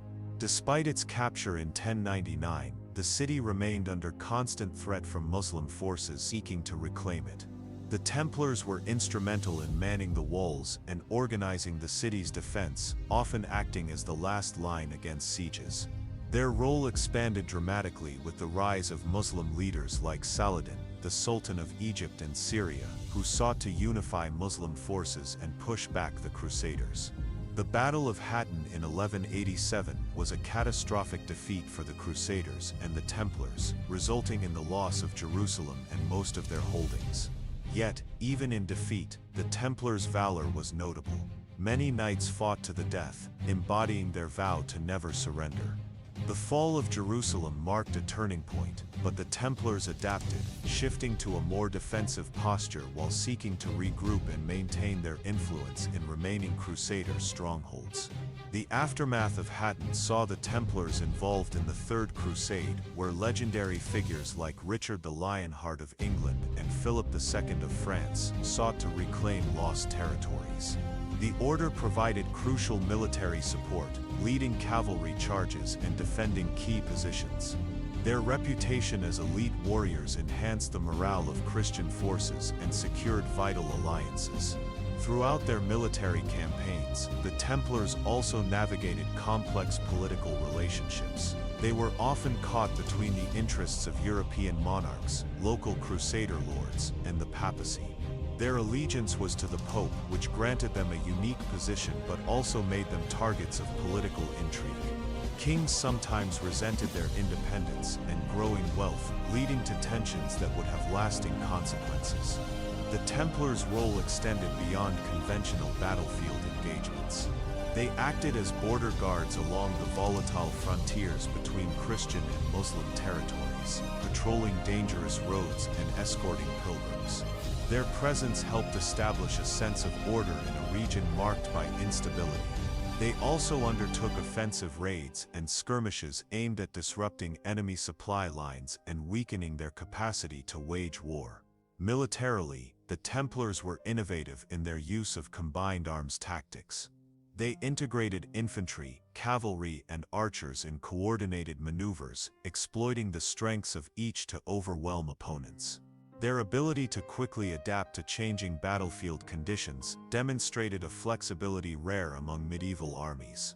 Furthermore, they were among the first to employ rigorous training regimens for new recruits, emphasizing physical conditioning, weapon proficiency, and the psychological preparation necessary for sustained combat. Their military code was deeply intertwined with their spiritual mission. Battles were seen not only as physical contests but as spiritual warfare. The red cross they bore was a symbol of their holy cause, and dying in battle was considered a martyrdom granting immediate entry to paradise. This belief fueled their courage and willingness to face seemingly insurmountable odds. Despite their military prowess, the Templars were not invincible. They suffered defeats and setbacks, and their fortunes fluctuated with the broader political and military tides of the Crusades. Nevertheless, their resilience, discipline, and organizational capacity enabled them to endure longer than many other military orders. The legacy of the Templars' military role is profound. They helped shape the conduct of medieval warfare, introduced new tactical and logistical innovations, and left a lasting imprint on the history of the Crusades. Their castles remain architectural marvels, their stories of bravery continue to inspire, and their influence on the medieval chivalric ideal is undeniable. In Europe, their military reputation translated into significant political influence. Monarchs sought their support in wars and internal conflicts, recognizing the value of their disciplined troops. The Templars often acted as kingmakers and power brokers, navigating the complex feudal landscape with a blend of martial strength and diplomatic skill. At the height of their power, the Templars operated as an autonomous military force with extensive holdings and resources. Their knights were among the most feared and respected warriors of their time, embodying the fusion of religious zeal and martial discipline that defined the Crusader era. The eventual decline of the Templars, which would come in the early 14th century, was rooted not only in changing political fortunes, but also in the very nature of their power. Their military successes had made them indispensable, yet also envied and feared. But during their prime, the Knights Templar stood as a beacon of martial excellence, spiritual devotion, and strategic innovation, shaping the medieval world in ways that resonate even today. The Knights Templar stood as a formidable force throughout the Crusades, but their role extended far beyond battlefield prowess. They became crucial political players in the complex web of medieval power, influencing not only the Holy Land but also the courts of Europe. Understanding the political dimensions of the Templars requires examining their rise to prominence, their unique privileges, and the intricate relationships they cultivated with monarchs, the church, and other military orders. Initially founded to protect Christian pilgrims traveling to Jerusalem, the order's remit soon expanded as the demands of the Crusades grew. Their increasing wealth and autonomy set them apart from typical knightly orders tied closely to feudal lords. The papal endorsement they received early on granted them privileges such as exemption from local laws, direct accountability only to the Pope, and freedom from taxes. These privileges created a dual-edged sword. While they empowered the Templars to operate across borders with relative freedom, they also sparked suspicion and envy among secular rulers who saw them as an independent and powerful entity outside their control. The Templars' financial acumen was legendary. They developed one of the medieval world's first international banking systems, allowing nobles and pilgrims to deposit funds in Europe and withdraw them in the Holy Land. This not only financed Crusader efforts, but also made the Templars indispensable to European monarchs, who relied on their financial services to fund wars and manage estates. Their network of fortresses, farms, and estates across Europe and the Levant underpinned this economic might, and the order became a significant landholder and creditor, a position that gave them political leverage. Their military successes bolstered their political influence. Victories on the battlefield increased their prestige, making them valued allies to kings and popes alike. Yet the Templars often walked a fine line between cooperation and conflict with secular authorities. Monarchs coveted their resources and troops, but bristled at their independence and papal allegiance. This tension manifested in various episodes of political maneuvering, alliances, and rivalries. As the Templars navigated the shifting alliances of medieval Europe,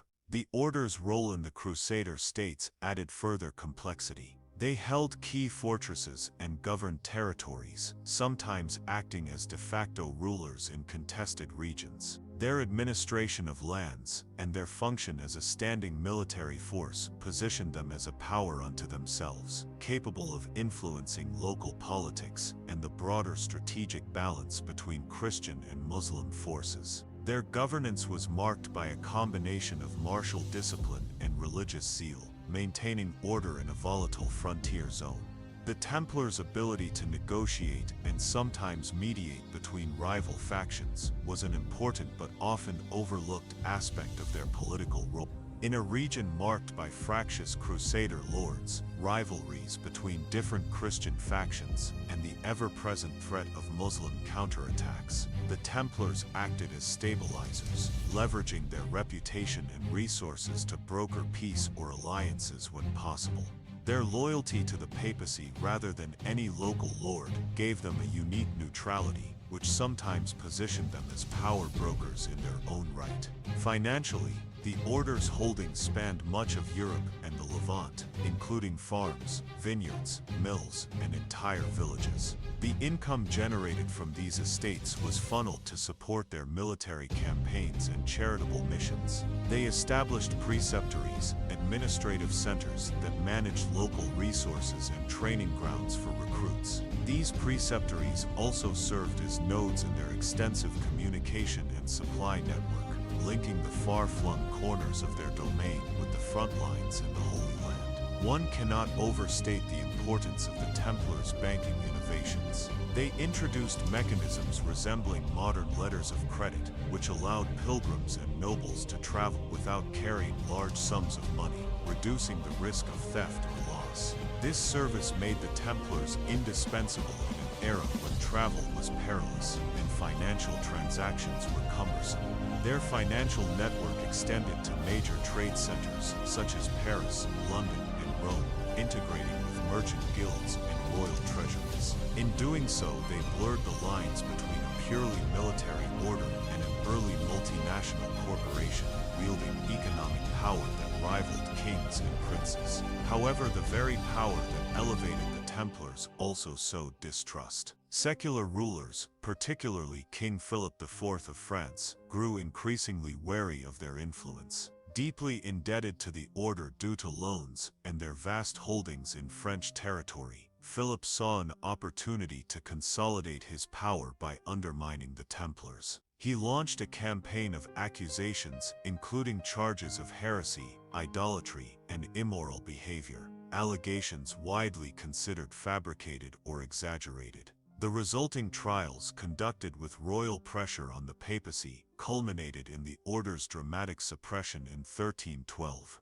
The downfall of the Templars marked a turning point in medieval politics. Their dissolution allowed monarchs to appropriate their wealth and lands, shifting the balance of power towards centralized royal authority. The papacy's complicity revealed the fragile alliance between religious and secular powers and underscored the dangers faced by any organization that grew too powerful. Yet the myths that surrounded their trial and mysterious disappearance only enhanced their mystique, inspiring centuries of speculation and romanticization. Despite their fall, the Templars' political legacy endured. Their model of military religious orders influenced later groups such as the Hospitallers and Teutonic Knights. Their financial innovations presaged modern banking systems, and their castles and fortifications inspired architectural advancements. The Order's story serves as a cautionary tale of ambition, faith, and the complex interplay of military might and political power, a narrative that continues to captivate historians and the public alike. In conclusion, the Knights Templar were not merely warrior monks. They were shrewd political operators whose influence spanned continents and kingdoms. Their rise and fall illuminate the dynamics of medieval power, the challenges of maintaining autonomy within a hierarchical society, and the enduring tension between between spiritual ideals and worldly ambitions. The Knights Templar, having established themselves as a formidable military and financial force in the Crusader states and across Europe, also cultivated a complex relationship with the papacy and other religious institutions. Their unique position as a religious military order directly under papal authority gave them privileges and responsibilities that distinguished them from both secular knights and monastic communities. This relationship shaped much of their power, influence, and ultimately their downfall. From the outset, the Templars were granted a special status by Pope Innocent II in the papal bull Omni Datum Optimum in 1139. This decree exempted them from local ecclesiastical jurisdictions, freed them from paying tithes, and placed them under the direct protection of the Pope himself. Such privileges allowed the order to operate independently, expanding their missions without interference from local bishops or secular lords. This autonomy was essential to their rapid growth, but it also fostered resentment among other clerical and noble factions who viewed the Templars as a state within a state. The order's spiritual foundation was as significant as its military role. The Templars followed the rule of the Knights Templar, a code blending monastic discipline with knightly combat duties. They took vows of poverty, chastity, and obedience, living communally in fortified abbeys and castles. Their strict regimen reinforced their identity as warrior monks, devoted to protecting Christendom and the Holy Sepulchre.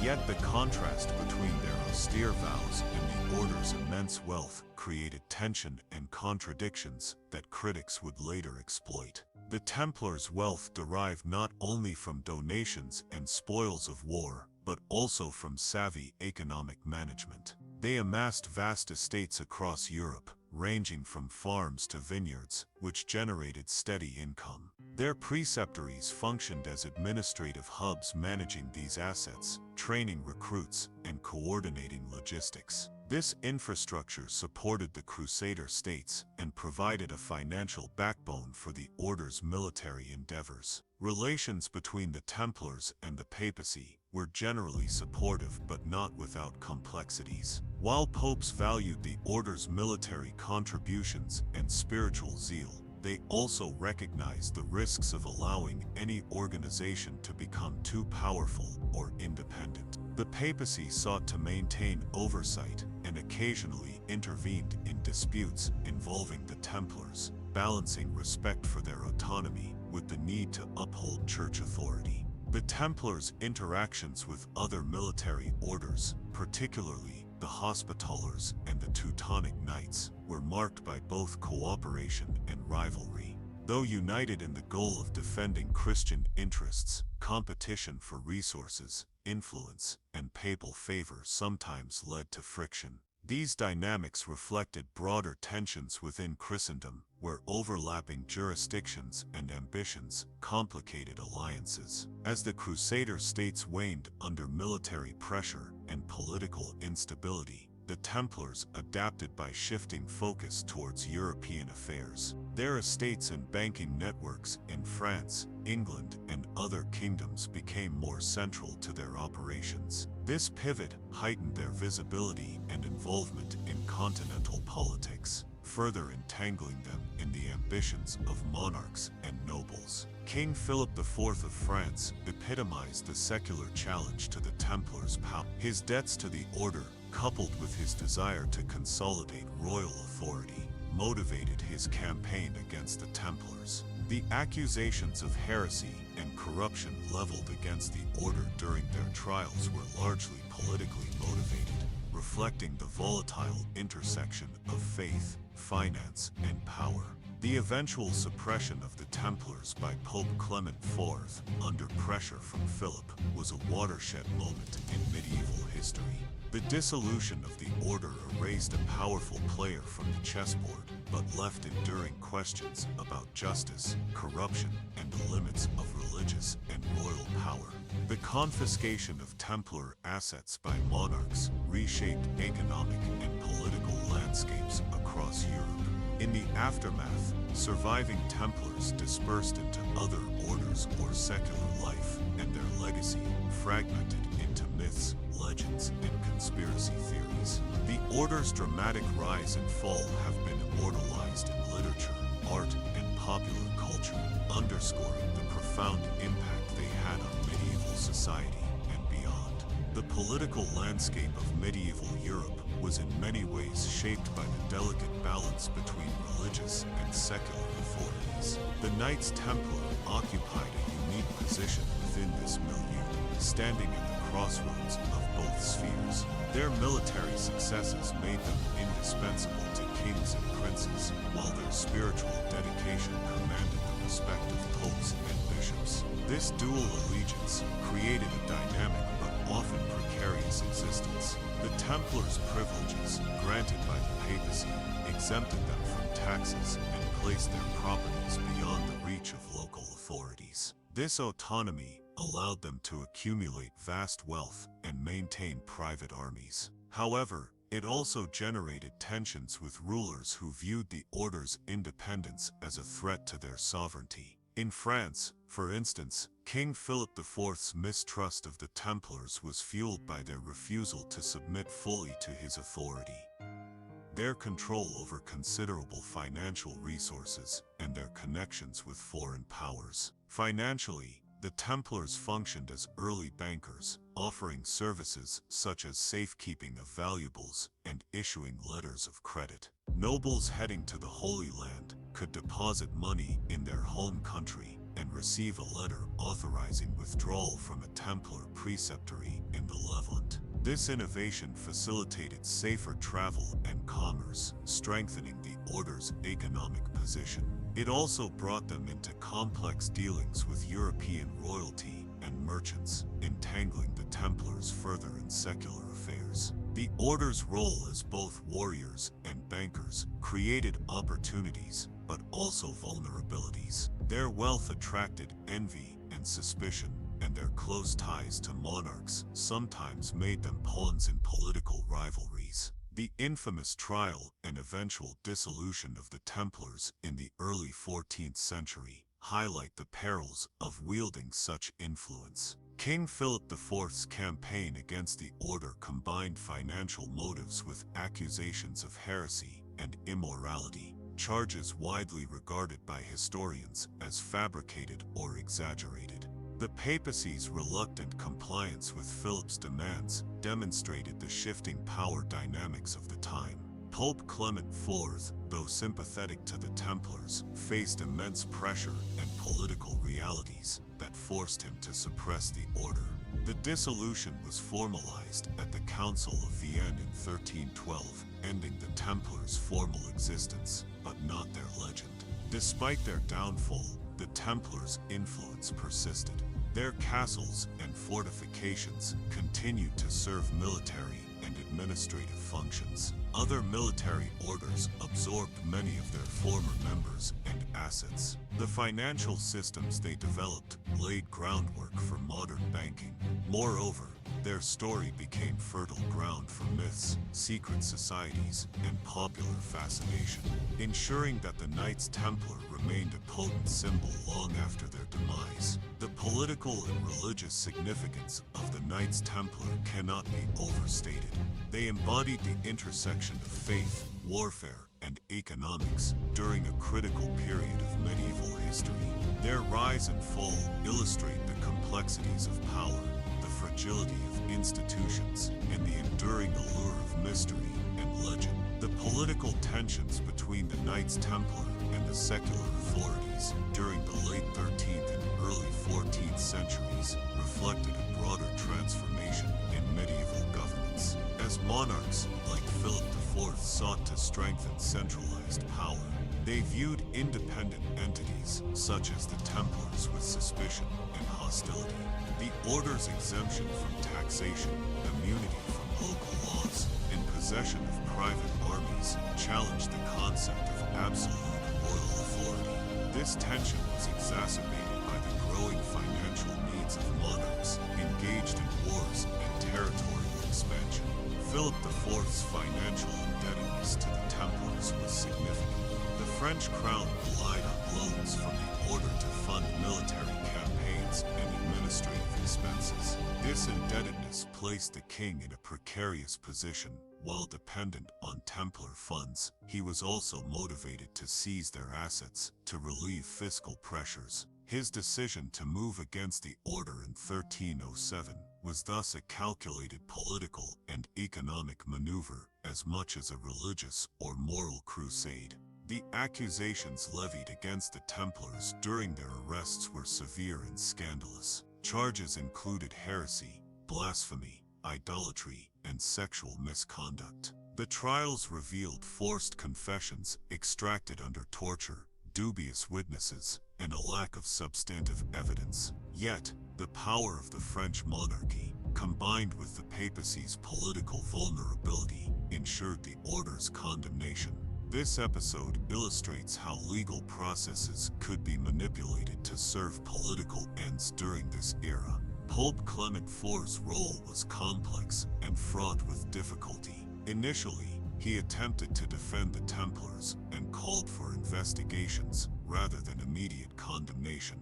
However, the political realities of his papacy, heavily influenced by Philip IV, constrained his actions. The Council of Vienne in 1312 formally dissolved the order, distributing much of their property to the Knights Hospitaller, but leaving many former Templars dispossessed and persecuted. The dissolution had profound consequences. It disrupted the military and financial networks that the Templars had established, shifting power balances in both Europe and the Crusader states. It also marked a turning point in the relationship between religious orders and secular rulers, emphasizing the growing dominance of centralized monarchies over autonomous religious institutions. Despite their formal end, the Knights Templar left an indelible mark on medieval society. Their architectural legacy includes impressive fortifications and churches that remain to this day, symbolizing their former might and spiritual mission. Economically, their innovations in credit and finance influenced the development of banking and commerce. Culturally, the mystique surrounding the Templars inspired countless legends, conspiracy theories, and fictional works, weaving their story into the fabric of Western imagination. The Order's dramatic history, from their origins as humble warrior monks to their rise as a powerful and wealthy institution, and finally their tragic fall, offers a compelling narrative about the interplay of faith, power, and human ambition. It serves as a cautionary tale about the dangers of unchecked authority, the vulnerability of even the mightiest organizations, and the enduring human fascination with mystery and the unknown. The Knights Templars' legacy is a multifaceted phenomenon that extends well beyond their active years as a medieval military order. While their suppression in the early 14th century marked the end of their formal existence, the reverberations of their influence have echoed through history in political, religious, cultural, and even financial domains. Understanding the full scope of their impact requires an exploration of the immediate consequences of their dissolution, the ways in which their legend has been constructed and perpetuated, and the broader historical significance they embody. After the abrupt dissolution by papal decree in 1312, the fate of the Templars was varied and often tragic.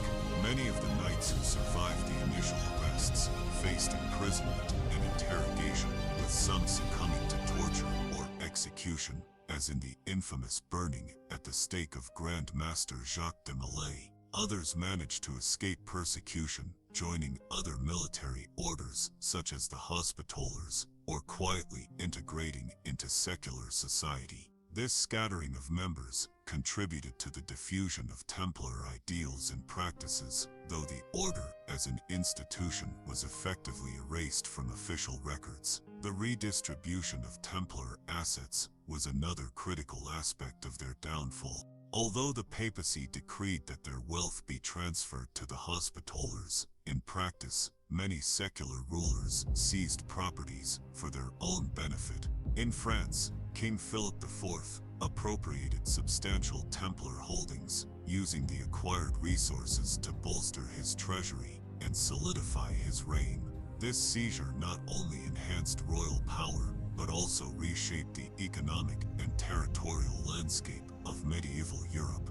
The Templars had held lands across France, England, Spain, Portugal, and the Holy Land, and their sudden removal created a vacuum that shifted political and economic balances.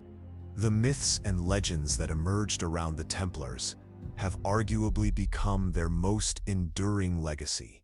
Over the centuries, a complex web of stories has been woven, blending historical facts with fiction and speculation. The scarcity of comprehensive records and the dramatic nature of their fall fueled rumors of secret rites, hidden treasures, and clandestine knowledge.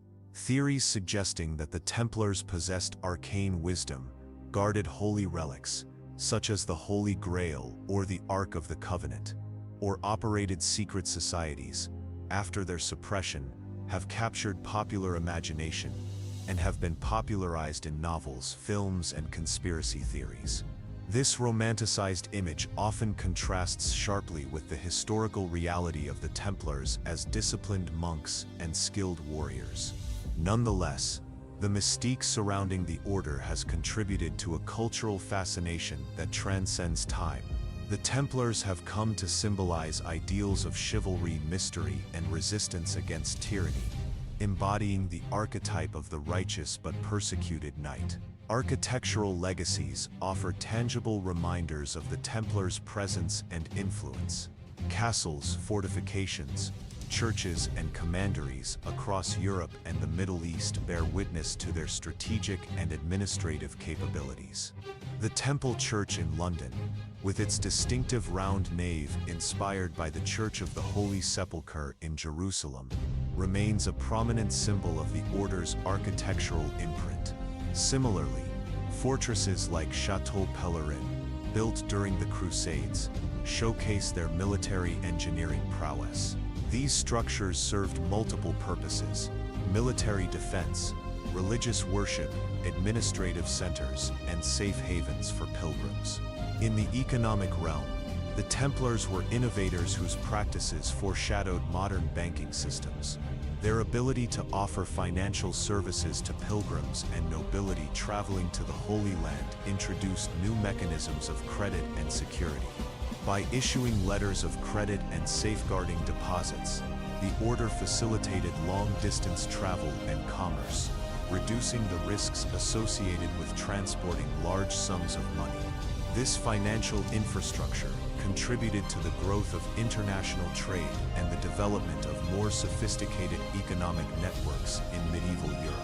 The suppression of the Templars also underscores a significant shift in the balance of power between religious institutions and secular rulers. The events revealed the increasing dominance of centralized monarchies over autonomous religious orders. Pope Clement V's capitulation to King Philip IV's demands illustrated the complex interplay between spiritual authority and political power. The fall of the Templars foreshadowed future conflicts, such as the Avignon papacy and the later struggles between church and state, that would shape European politics for centuries. Moreover, the Templars' story raises questions about the nature of power, loyalty, and the use of ideology as a tool for political ends. Their rise was fueled by genuine religious zeal and the practical necessities of defending pilgrims and territories in the Holy Land. Yet, their downfall was orchestrated through a combination of financial greed,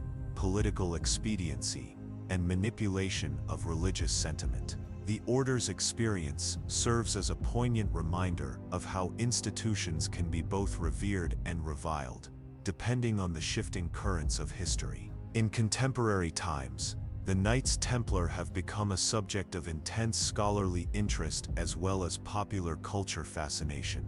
Historians continue to investigate their origins, organizational structure, and the social and political contexts that shaped their trajectory. Meanwhile, their image in popular media ranges from heroic defenders of justice to shadowy keepers of forbidden secrets. This duality reflects the broader human tendency to seek meaning and mystery in history, especially in stories that combine valor, faith, and betrayal. Ultimately, the Knights Templar embody the complexities of medieval society, a period marked by fervent religious devotion, ruthless political ambition, and profound cultural transformations. Their legacy is not confined to the annals of history, but lives on in architecture, finance, literature, and the collective imagination.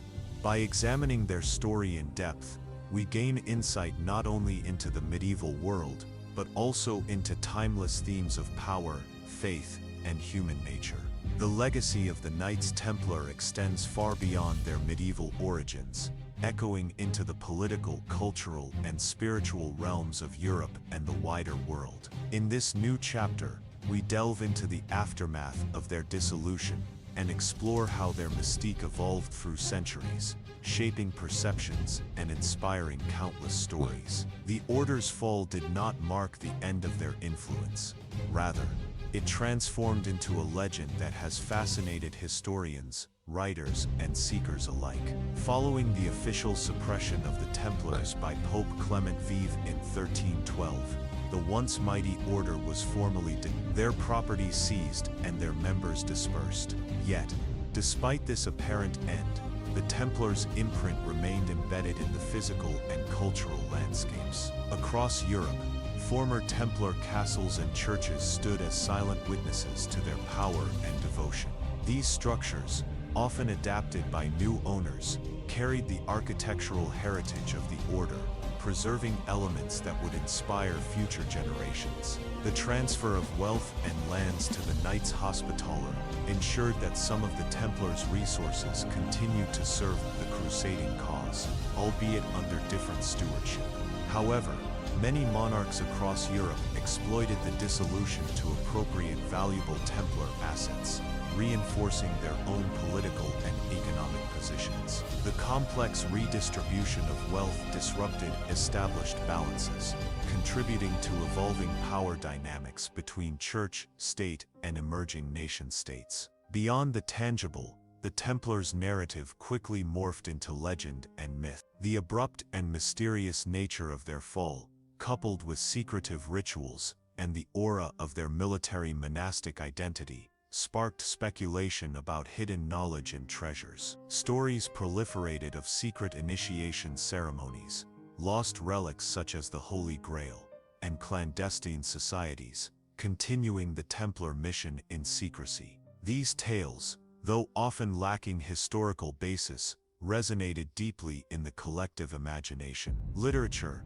and popular culture embraced the Templar mystique. Medieval romances and later Renaissance works celebrated their valor and sacrifice. In modern times, novels, films, and video games have further popularized and sometimes sensationalized their story, blending history with fantasy. This cultural presence attests to the Order's lasting symbolic power as figures embodying courage, faith, and the struggle against corruption. Architecturally, the Templars' influence persists. Their distinctive round churches, fortified castles, and commanderies illustrate a synthesis of religious devotion and military necessity. Structures like the Temple Church in London or the Fortress of Tomar in Portugal exemplify their unique style and strategic importance. These sites attract scholars and tourists alike, serving as portals to a bygone era of crusades and chivalry. Financially, the Templars' pioneering role in developing early banking systems cannot be overstated. Their innovative use of letters of credit, secure storage of valuables, and facilitation of cross-border transactions laid groundwork for modern financial institutions. By providing security and trust in a tumultuous medieval world, the Order enabled the flow of commerce and pilgrimage on an unprecedented scale. Politically, the suppression of the Templars highlights the shifting relationship between secular rulers and the Church. The events surrounding their downfall exemplify how religious authority could be manipulated to serve political ambitions. King Philip IV of France's campaign against the order underscores the emerging power of monarchies to challenge ecclesiastical independence and reshape the political order. In sum, the Knights Templars' post-dissolution story is one of transformation, from a formidable military order to an enduring legend. Their history invites reflection on the interplay of faith, power, and myth, revealing how the past can be reshaped and reimagined across centuries. As the dust settled on the dramatic suppression of the Knights Templar, Europe found itself grappling with the aftershocks of one of the most extraordinary events of the medieval era. The Order, once a formidable force on battlefields and a powerhouse of economic might, had vanished from official records, yet their story was far from over. In the decades that followed, a complex tapestry of myths, legends, and cultural memories began to weave itself around the Templars, shaping their legacy in ways that outlasted their physical presence. The dissolution process itself was fraught with contradictions and conflicts. While Pope Clement IV formally dissolved the order through the papal bull Vox in Excelso in 1312, the actual enforcement of this decree varied widely across Europe. In some regions, local rulers and church authorities were reluctant or outright refused to surrender Templar properties to the Hospitallers, instead absorbing the wealth and lands for themselves. This divergence in enforcement reflected the fragmented political landscape of medieval Europe, where power was decentralized and local interests often trumped papal directives. In France, King Philip IV capitalized extensively on the downfall of the Templars. His financial desperation and political cunning drove the campaign against the order, resulting in a significant transfer of Templar wealth into the royal coffers. This sudden influx of resources helped stabilize the French monarchy during a turbulent period, but also sowed seeds of resentment and controversy. The king's actions were seen by some contemporaries and many historians as a blatant power grab disguised as a moral crusade. Elsewhere, particularly in England and the Iberian Peninsula, the transition was more orderly, with many Templar assets passing largely intact to the Hospitallers. The Hospitallers themselves rose in prominence, continuing the military and charitable missions once shared with the Templars. Their survival contrasted starkly with the fate of the Knights Templar, highlighting the precarious balance between piety and politics in medieval Christendom. Amid this political and economic upheaval, the personal stories of former Templars reveal a landscape of uncertainty and adaptation. Many knights faced imprisonment, trial, and execution, but others found ways to reintegrate into society. Some joined other religious or military orders, while others took up roles in secular administration or simply disappeared into anonymity. These individual trajectories underscore the human cost of the order's dramatic fall and the broader societal shifts underway. The absence of the Templars as a formal institution did little to diminish their allure in popular imagination. In fact, the mystery surrounding their sudden disappearance and the secrecy of their rituals fueled centuries of speculation. Chroniclers and storytellers speculated on hidden documents, secret codes, and undisclosed agendas. The notion that the Templars guarded forbidden knowledge or relics became a fertile ground for conspiracy theories and esoteric traditions. During the Renaissance and Enlightenment, interest in the Templars was renewed, often tinged with romanticism and reinterpretation. Freemasonry and other secret societies sometimes appropriated Templar symbolism, weaving their legacy into new narratives of wisdom, initiation, and spiritual enlightenment. This revivalist fascination shaped much of the modern cultural image of the Templars, blending fact and fiction into a potent mythology. Archaeological discoveries and scholarly research in recent centuries have helped demystify many aspects of the Templars' history, yet numerous questions remain. The challenge of separating historical reality from myth continues to intrigue intrigue historians and enthusiasts alike. The Order's complex organizational structure, their interactions with other Crusader states, and the specifics of their financial operations remain subjects of active investigation. Today, the Templars' legacy endures in a multitude of ways. Architecturally, their surviving churches and fortresses are studied for their innovative design and strategic importance. Culturally, they inspire books, films, and games, captivating audiences worldwide. Spiritually, their story raises enduring questions about faith, loyalty, and the human quest for meaning amidst adversity. In examining the aftermath of the Templars' dissolution, we gain insight into the shifting currents of medieval power, the resilience of myth, and the ways history is continuously reinterpreted. The Order's dramatic fall and enduring legacy remind us that history is not merely a record of events, but a living narrative shaped by those who tell it. As the turbulent echoes of the Knights Templar's dramatic fall reverberated across medieval Europe, the fabric of society began to weave a new narrative around their mysterious disappearance, blending fact and legend into an enduring tapestry. The ramifications of their suppression extended far beyond the immediate seizure of wealth and property, rippling through the political, religious, and cultural spheres in profound and lasting ways. The political landscape of early 14th century Europe was defined by shifting alliances and the consolidation of power, where monarchs increasingly asserted their authority over traditional ecclesiastical domains. King Philip IV of France, often dubbed Philip the Fair, exemplified this trend with his calculated dismantling of the Templar Order. His motivations were as much financial as political, as France grappled with crippling debts accrued from costly wars and extravagant court expenses.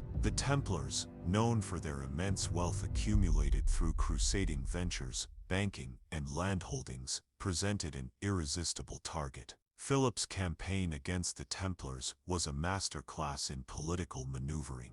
By accusing the Order of heresy, blasphemy, and moral corruption, he secured papal sanction to arrest and try its members. The infamous trials, marked by forced confessions extracted under torture, stained the reputations of many knights and cast a shadow of suspicion that lingered for centuries. However, the extent to which the charges were rooted in truth versus political expediency remains hotly debated among historians. Despite the Order's official dissolution by Pope Clement V in 1312, enforcement of the papal decree varied across Christendom. In England, King Edward II initially hesitated to act, reflecting the complex interplay of loyalty, politics, and skepticism toward the French king's accusations. Eventually, English Templars were arrested, but the severity of their treatment paled in comparison to their French counterparts. Similarly, in the Iberian Peninsula, where the Reconquista continued to drive crusading efforts, the Hospitallers absorbed many Templar properties, enabling continuity in military-religious campaigns. This patchwork enforcement highlighted a broader tension between centralized religious authority and the autonomous ambitions of secular rulers. The Templar saga became a pivotal episode in the evolving balance of power, illustrating how monarchs could leverage religious institutions for political and financial gain. It also foreshadowed the gradual secularization of European governance and the eventual decline of papal supremacy. Amid these geopolitical shifts, the cultural imagination seized upon the Templars' enigmatic legacy. The abrupt nature of their downfall, combined with their secretive rites and monastic military duality, fueled widespread speculation. Were the Templars custodians of esoteric knowledge? Did they hide sacred relics, such as the Holy Grail or the Ark of the Covenant? These tantalizing questions became the foundation for an enduring mythology that transcended centuries. Renaissance humanists and Enlightenment thinkers revisited the Templars, often romanticizing their role as noble crusaders and victims of tyranny. Artistic and literary works from these periods drew on Templar iconography and narratives, embedding them in broader themes of chivalry, sacrifice, and the quest for spiritual truth. Freemasonry, emerging in the early modern period, appropriated many Templar symbols and legends, intertwining them with ideals of enlightenment, brotherhood, and moral perfection. Archaeological efforts in the modern era have brought to light many physical remnants of the Templar presence. The round churches modeled after the Church of the Holy Sepulchre in Jerusalem, such as London's Temple Church, stand as architectural testaments to their religious devotion and engineering skill. Their castles and fortifications, strategically positioned across Europe and the Levant, reveal a sophisticated understanding of military architecture and territorial control. Financially, the Templars were pioneers of medieval banking, introducing instruments such as letters of credit and safe deposit services that facilitated the movement of pilgrims, merchants, and crusaders across dangerous and unstable territories. This financial innovation not only enhanced the order's wealth, but also laid foundational principles for the development of modern banking and finance. The fall of the Templars also had profound spiritual and psychological effects on medieval society. For many contemporaries, the accusations of heresy and subsequent executions were deeply unsettling, challenging perceptions of divine favor and the sanctity of religious orders. The martyrdom of Templar knights became a potent symbol for resistance against perceived injustice and corruption, inspiring legends of hidden survivors and secret continuations of the order's mission. In the centuries following their dissolution, the Templars' story has been reinterpreted in myriad ways by scholars seeking historical truth, by novelists crafting epic tales, and by conspiracy theorists imagining shadowy cabals. This multiplicity of narratives speaks to the enduring human fascination with mystery, power, and the sacred. The legacy of the Knights Templar thus transcends their temporal existence. They remain emblematic of a complex era marked by faith, warfare, ambition, and intrigue. Their rise and fall offer a window into the medieval world's contradictions, where devotion and violence coexisted, and where history and myth continually intertwine. In the wake of the Knights Templars' dramatic dissolution, their former strongholds and properties became focal points of power struggles and shifting allegiances. Across Europe and the Crusader states, these assets were either absorbed by rival orders or seized by secular authorities, each transaction carrying profound political and economic implications. The fate of the Templar legacy was thus intertwined not only with historical events, but also with the ambitions of emerging nation-states and religious institutions. The Hospitallers, officially known as the Order of Knights of the Hospital of St. John of Jerusalem, were the primary beneficiaries of the Templars' confiscated wealth. Tasked with caring for the sick and wounded pilgrims in the Holy Land, the Hospitallers had evolved into a formidable military order themselves. The transfer of Templar properties bolstered their resources and influence,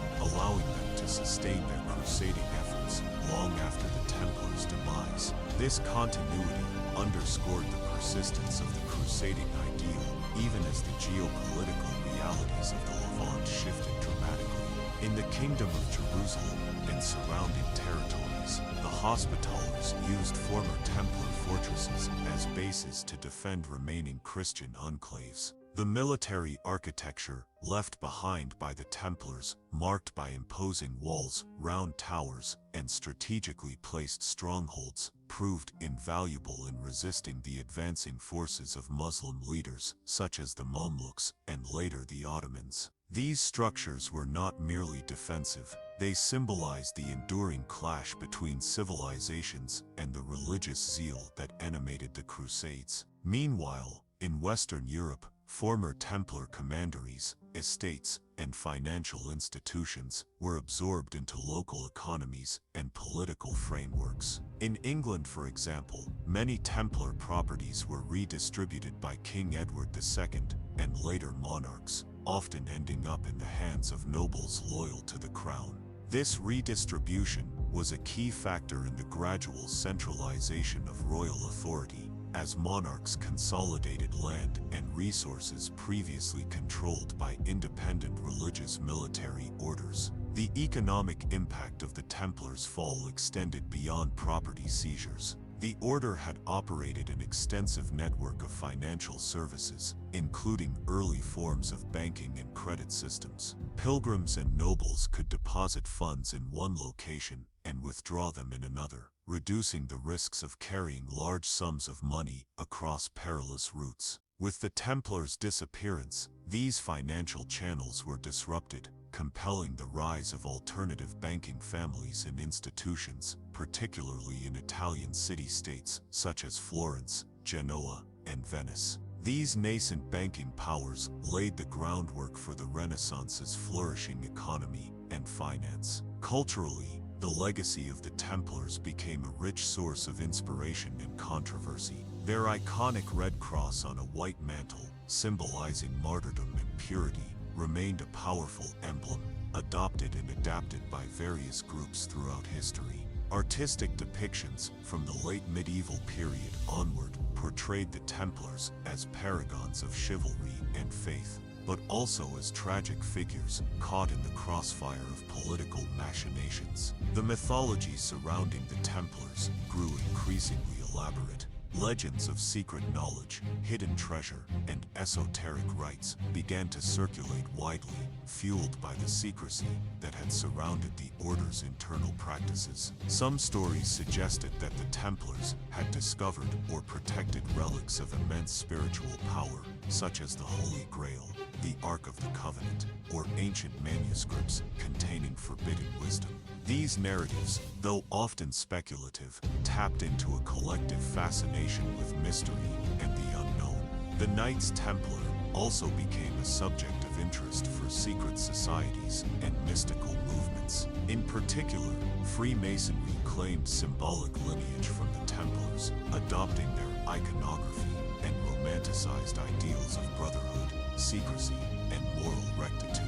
This connection, while historically tenuous, helped keep the Templar myth alive in the cultural imagination and imbued it with new layers of meaning.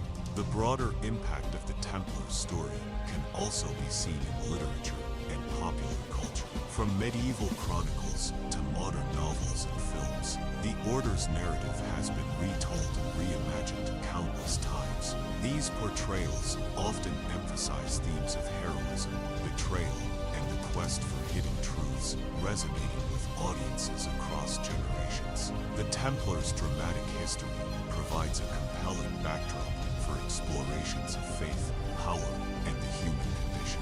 Academically, the study of the Knights Templar has evolved significantly. Early historians often relied on biased or incomplete sources, resulting in distorted portrayals. However, advances in archaeology, archival research, and critical scholarship have allowed for a more nuanced understanding of the Order's origins, operations, and demise. These efforts have helped disentangle fact from fiction, illuminating the complex social, religious, and political contexts in which the Templars operated. Despite these advances, many mysteries persist. The precise details of the Templars' internal rituals remain elusive, preserved only in fragmentary records and inferred from analogous medieval practices. The full extent of their financial network and the nature of their interactions with other crusading and political entities continue to be subjects of scholarly debate. Moreover, the psychological and spiritual dimensions of the Order's mission, how knights reconciled martial violence with religious devotion, remain deeply fascinating. In the modern era, the Templar legacy continues to captivate not only historians, but also those drawn to spirituality, conspiracy theories, and alternative history. The Order's story challenges us to consider the interplay of power, belief, and memory in shaping historical narratives. It invites reflection on the ways institutions can rise and fall, and how their echoes reverberate long after their dissolution. The Knights Templars' enduring mystique is a testament to the power of storytelling, and the human desire to find meaning in the past. Whether viewed as warriors, martyrs, villains, or symbols, they remain a vivid part of our collective heritage, a bridge between history and myth that continues to inspire and provoke. In the decades following the dramatic suppression of the Knights Templar, the reverberations of their downfall echoed throughout medieval Europe and beyond, shaping the political, religious, and cultural landscapes in ways that were both immediate and enduring. The eradication of one of Christendom's most powerful and enigmatic military religious orders created a vacuum filled with uncertainty, power struggles, and fertile ground for myths that would persist for centuries. Politically, the demise of the Templars marked a significant realignment of power between secular monarchies and the papacy. King Philip IV of France, who masterminded the destruction of the order, not only extinguished a potential rival, but also demonstrated the increasing dominance of the French crown over the church within its borders. This was a crucial step in the gradual erosion of papal supremacy that would culminate centuries later in the rise of nation-states asserting their sovereignty over religious institutions. The confiscation of Templar wealth significantly bolstered royal treasuries, funding wars and state-building projects that helped consolidate monarchical authority. The process of redistributing Templar lands and assets was complex and uneven across Europe. While the papal bull Vox in Excelso officially transferred Templar holdings to the Knights Hospitaller, practical realities often diverged from official decrees. In many regions, secular rulers appropriated Templar estates to reward loyal nobles or to strengthen their own positions, fueling local disputes and sometimes violent conflicts over rightful ownership. This appropriation of wealth underscored the fragile balance between church directives and political expediency. The economic impact extended beyond land redistribution. The Templars had pioneered sophisticated financial innovations for their time. Their network of commanderies and preceptories functioned as early banks, offering safe depositories for valuables, issuing letters of credit, and facilitating the transfer of funds across vast distances. The collapse of this system disrupted commerce and pilgrim travel, catalyzing the rise of merchant banking families in Italian city-states such as Florence, Venice, and Genoa. These emergent banking institutions laid the foundations for modern finance, introducing instruments like bills of exchange and double-entry bookkeeping, which revolutionized economic transactions throughout Europe. Culturally, the Templars' legacy morphed into a rich and multifaceted mythology. The enigmatic rituals, martial valor, and sudden downfall of the order inspired a wide range of interpretations, from heroic epics to dark conspiracy theories.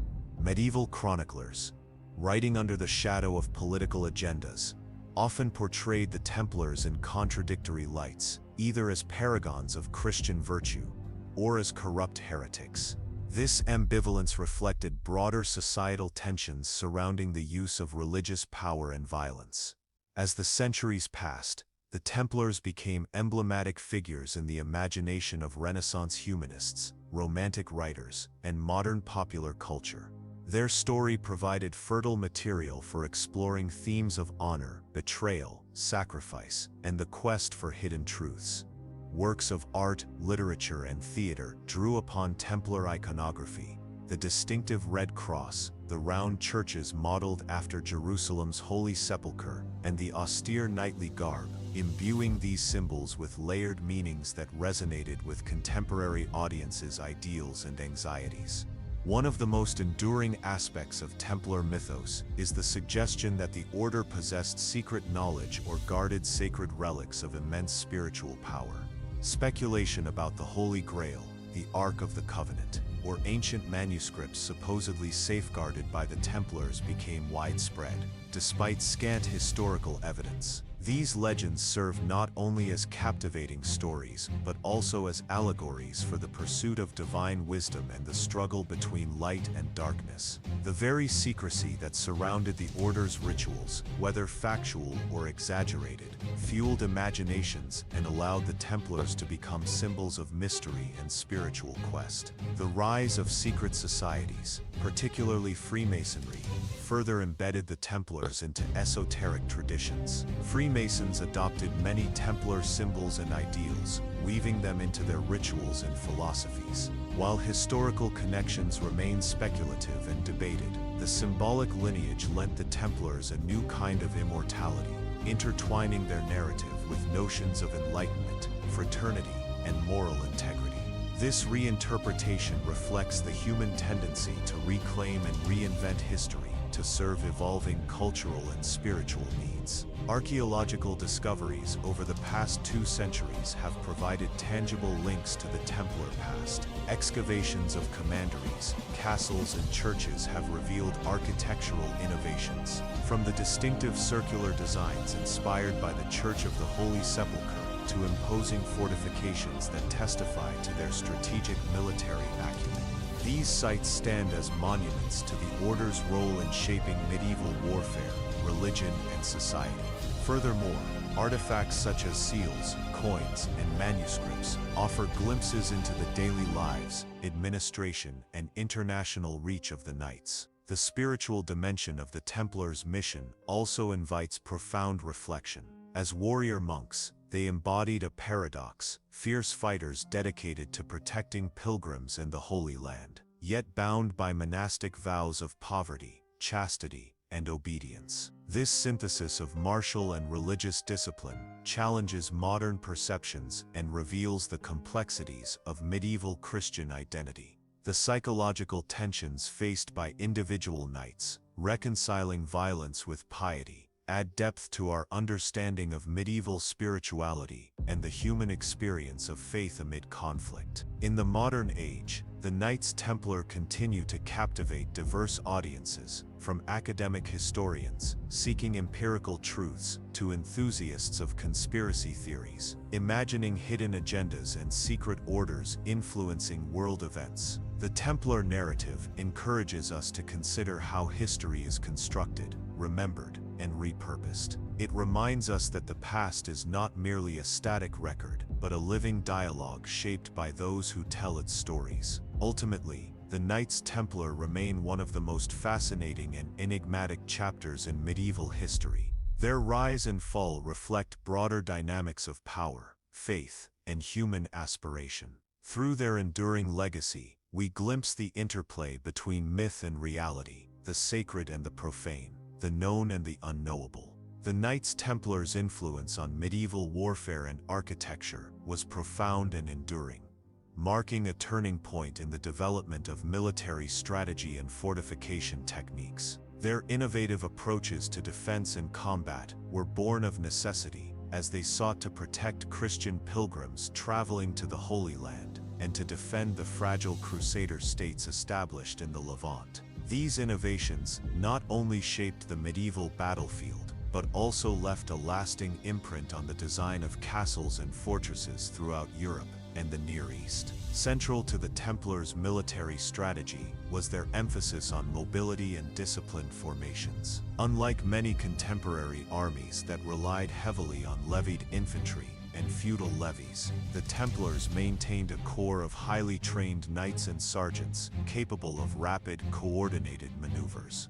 Their cavalry, clad in distinctive white mantles and blazoned with the Red Cross, became a symbol of martial prowess and religious zeal. Mounted knights were the elite shock troops of the medieval battlefield, combining speed, strength, and tactical acumen to deliver decisive blows against enemy forces. The Templars were also pioneers in the use of combined arms tactics, integrating infantry, cavalry, and archers to create balanced forces capable of adapting to varied combat scenarios. They understood the importance of reconnaissance and intelligence, often deploying scouts and patrols to gather information about enemy movements and terrain. This strategic awareness allowed them to anticipate and counter threats effectively, often outmaneuvering larger or more numerous foes. Fortification was another domain in which the Templars excelled. Their castles and commanderies were designed not only as military strongholds, but also as centers of administration, logistics, and refuge for pilgrims and local populations. The architectural style favored by the Templars emphasized solidity, functionality, and strategic placement. Many of their fortresses were built on elevated terrain or along key trade routes, maximizing their defensive capabilities and control over surrounding areas. One notable architectural innovation attributed to the Templars is the use of round towers in castle design. Unlike the traditional square towers, which were vulnerable to undermining and artillery fire at their corners, round towers offered greater resistance to siege engines and provided wider fields of fire for defenders. This design element spread throughout Europe, influencing castle construction well beyond the Crusading period. The Templars also adopted and adapted existing military architecture from the Byzantine and Muslim worlds, incorporating elements such as concentric walls, barbicans, and machicolations. Their fortresses often featured multiple layers of defense, including thick curtain walls, deep moats, and fortified gatehouses. These complex designs created formidable obstacles for besieging armies and contributed to prolonged resistance during sieges. In the Levant, the Templars constructed some of the most impressive castles of the Crusading era, including the Crac des Chevaliers and the Château Pèlerin. Crac des Chevaliers, located in modern-day Syria, is widely regarded as one of the finest examples of medieval military architecture. Its massive walls, concentric defenses, and strategically placed towers provided unparalleled protection and served as a base for Templar operations in the region. The castle's design reflects a sophisticated understanding of both offensive and defensive warfare, incorporating innovations that would influence castle construction for centuries. The Templars' architectural legacy extends beyond the battlefield. Many of their commanderies in Europe were centers of economic activity, including agriculture, craft production, and trade. These complexes often featured chapels, halls, stables, and workshops, supporting both the order's military mission and its financial operations. The integration of religious, military, and economic functions within these sites highlights the multifaceted nature of the Templar institution. The order's impact on military logistics was also significant. The Templars developed efficient supply chains and communication networks that allowed them to sustain campaigns far from their European bases. They established a system of relay stations and safe houses along pilgrimage routes, providing shelter and provisions for travelers and troops alike. This infrastructure not only facilitated crusading efforts, but also contributed to the broader exchange of goods, ideas, and technologies between East and West. The Templars' military innovations were tested in numerous battles and sieges throughout the 12th and 13th centuries. Their participation in key conflicts, such as the Battle of Mungkin, the 77, the Siege of Acre, 1189 to 1191, and the Battle of Hattin, 1187, demonstrated both their strengths and vulnerabilities. At Montgisard, the Templars played a crucial role in the unexpected defeat of Saladin's forces, showcasing their tactical skill and bravery. However, at Hattin, the order suffered a devastating loss that marked the beginning of the end for the Crusader Kingdom of Jerusalem. Despite setbacks, the Templars' resilience and adaptability allowed them to maintain a significant presence in the Holy Land for nearly 2 centuries. Their military discipline, strategic fortifications, and commitment to their cause made them a formidable force against Muslim armies and rival factions alike. This legacy continued to inspire subsequent military orders, such as the Teutonic Knights and the Hospitallers, who adopted and refined many Templar practices. The Knights Templar also influenced the development of chivalric ideals and codes of conduct. Their strict rules governing behavior, loyalty, and piety contributed to the evolution of knighthood as a social and religious institution. The order's emphasis on brotherhood, sacrifice, and service to Christendom shaped contemporary and later conceptions of honor and duty among the warrior elite. In sum, the Knights Templars' contributions to medieval military strategy, fortification architecture, and chivalric culture were profound and far-reaching.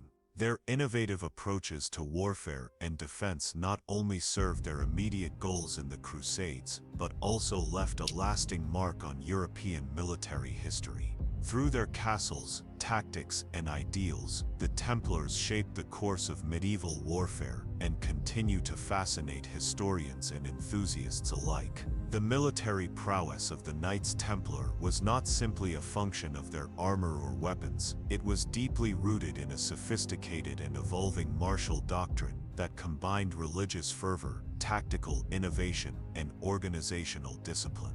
Their ability to adapt to new forms of warfare was essential in the tumultuous environment of the Crusades, where they faced diverse enemies with varied tactics, from the heavily armored knights of Europe to the highly mobile Muslim cavalry and infantry. At the heart of the Templars' battlefield effectiveness was their rigorous training and strict code of conduct. New recruits underwent intense preparation that included not only physical conditioning and weapons mastery, but also spiritual education. This fusion of martial and religious training forged knights who were not only skilled combatants, but also deeply committed to the order's sacred mission. Such dedication bolstered morale and fostered an unbreakable esprit de corps, crucial in the chaos of medieval warfare. One of their signature tactics was the use of heavily armored cavalry charges, a tactic that could break enemy lines when executed with precision and timing. These charges relied on the shock value of the mounted knights, who, protected by chainmail or plate armor and wielding lances, could cause panic and disarray among opposing infantry. The Templars mastered the timing and coordination of these charges, often using feigned retreats or flanking maneuvers to maximize their impact. This tactical acumen was complemented by their disciplined formations, where each knight understood his role within the larger strategy, moving as a cohesive unit rather than as individuals. Yet, the Templars were not merely shock troops. They employed combined arms tactics, integrating infantry and archers to support the cavalry and provide flexibility on the battlefield. Archers could soften enemy formations from a distance, while infantry held key positions and guarded vulnerable flanks. This balanced approach allowed the order to respond to diverse threats, including ambushes, sieges, and pitched battles. Their expertise extended to siege warfare, a crucial aspect given the fortified cities and castles that dominated the Holy Land. The Templars were adept at both defending and assaulting fortifications, using a variety of siege engines, such as trebuchets, battering rams, and mining techniques. They also constructed complex fortifications that incorporated lessons learned from encounters with Muslim and Byzantine architects, leading to an architectural style that blended strength with functionality. For example, the concentric castle design, featuring multiple layers of defensive walls, allowed defenders to fall back and continue resisting even if the outer defenses were breached. The psychological aspect of their military presence should not be underestimated.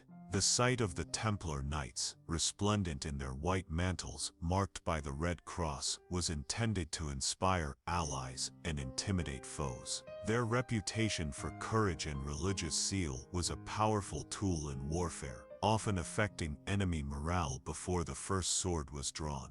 Beyond the battlefield, the social and religious dimensions of the Templar military ethos shaped medieval knighthood. The Order's rule, a detailed code of conduct, governed every aspect of a knight's life, from daily routines to combat behavior. This rule emphasized humility, obedience, and charity, setting the Templars apart from secular knights who might have pursued personal glory or wealth. Their monastic vows demanded poverty, chastity, and obedience, underscoring their identity as warrior monks, fighting not for personal gain, but for a divine cause. The Templars' commitment to poverty was paradoxical, given their immense wealth and property holdings. This contradiction reflected the complexity of their institution, while individual knights took vows of poverty.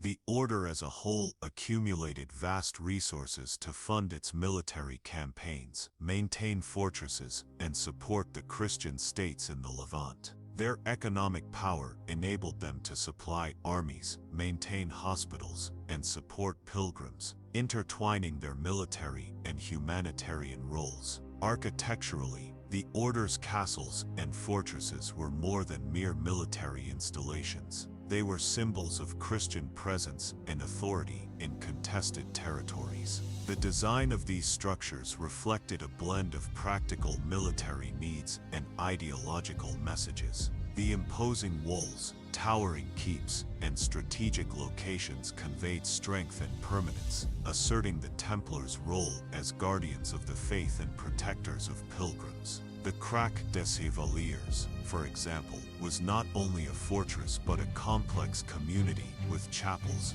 living quarters, and storage facilities. Its thick walls and concentric design allowed defenders to withstand prolonged sieges, while its position on a hill overlooking key routes provided both control and protection.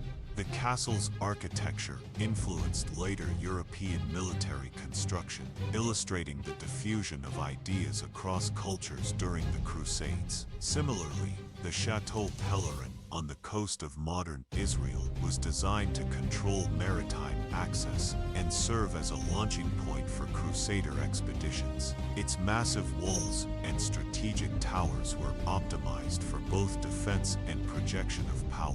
These castles functioned as hubs of administration and logistics, integrating military, religious, and economic activities under the Templar banner. The Templars' influence extended to the urban landscape as well.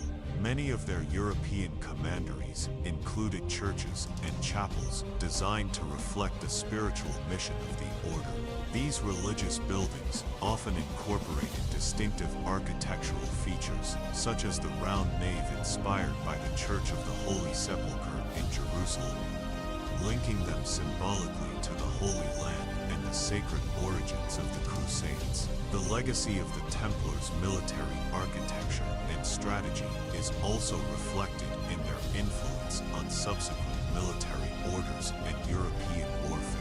The Hospitallers, Teutonic Knights, and other orders adopted many Templar innovations, perpetuating their approaches to combat, fortification, and organization. Moreover, secular European armies gradually incorporated some of these tactics, recognizing the effectiveness of disciplined cavalry charges, combined arms, and fortified positions. In addition to their battlefield innovations, the Templars contributed to the evolution of chivalric culture, intertwining martial valor with spiritual ideals. Their example helped shape the medieval concept of the knight as both a warrior and a servant of God, bound by codes of honor, loyalty, and piety. This fusion influenced literature, art, and social customs, embedding the Templar ethos into the broader cultural fabric of Europe. The psychological and symbolic power of the Templars' military presence continues to captivate modern imaginations. Their white mantles with red crosses, their austere castles perched on hillsides, and their legends of secret knowledge and holy relics create a potent narrative of sacred warfare and noble sacrifice. This narrative, while sometimes romanticized or distorted, underscores the enduring fascination with a group that embodied the complex intersections of faith, power, and conflict. Ultimately, the Knights Templar were architects of a distinctive martial tradition that combined religious devotion with military innovation. Their strategic vision, tactical adaptability, and architectural genius not only shaped the course of the Crusades, but also left a profound legacy on medieval warfare and cultural identity. Through their fortresses, battles, and codes of conduct, They carved an indelible mark on history, one that continues to inspire study, storytelling, and reflection. The legacy of the Knights Templar extends far beyond their military exploits and religious fervor.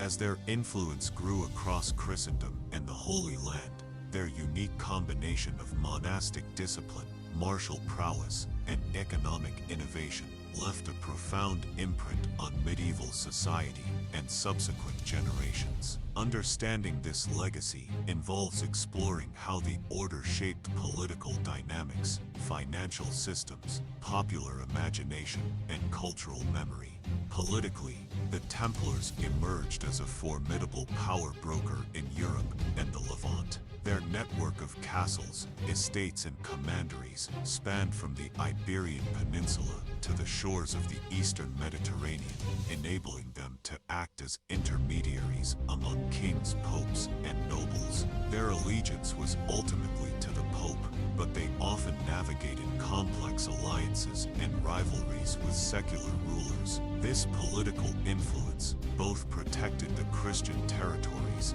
and sowed seeds of suspicion among monarchs who feared the order's autonomy and wealth. Financially, the Templars pioneered many practices that foreshadowed modern banking.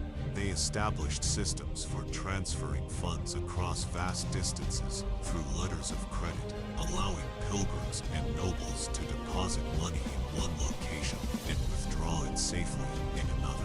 This innovation not only enhanced the security of financial transactions, but also facilitated commerce and military logistics. The Order's treasury became one of the largest and most sophisticated of the medieval world, managing vast revenues from donations, land rents, and commercial ventures. The Templars' economic activities also included agricultural management and trade. Their estates were centers of production, employing local peasants and introducing improved farming techniques. This management contributed to regional economies and helped sustain the Order's military campaigns. Moreover, their involvement in trade routes between Europe and the East linked them to the flow of goods, ideas, and cultural exchanges that characterized the Crusader states. Culturally, the Templars became legendary figures, inspiring myths, legends, and conspiracy theories that endure to this day. Their distinctive white mantles, emblazoned with a red cross, became symbols of courage, sacrifice, and mystery. Stories of hidden treasures, secret knowledge, and clandestine rituals captivated popular imagination, fueling works of literature, film, and art. These narratives often blend historical facts with romanticized or fantastical elements, reflecting humanity's fascination with secret societies and the tension between spiritual devotion and worldly power. The Order's dramatic downfall in the early 14th century marked a turning point in their legacy. Accused of heresy and subjected to brutal trials under King Philip IV of France, many Templars were arrested, tortured, and executed. The suppression of the Order was as much a political maneuver to seize their wealth and eliminate a powerful rival as a response to genuine doctrinal concerns. Despite their dissolution by papal decree, the myths and memories of the Templars persisted, influencing later orders such as the Knights Hospitaller and inspiring various revival movements. In historical scholarship, the Templars continue to be a subject of intense research and debate. Archaeological discoveries, analysis of manuscripts, and critical examination of trial records have provided nuanced insights into their organization, beliefs, and impact. Modern historians strive to separate myth from reality, highlighting the complexity of the Order as both a religious institution and a military power.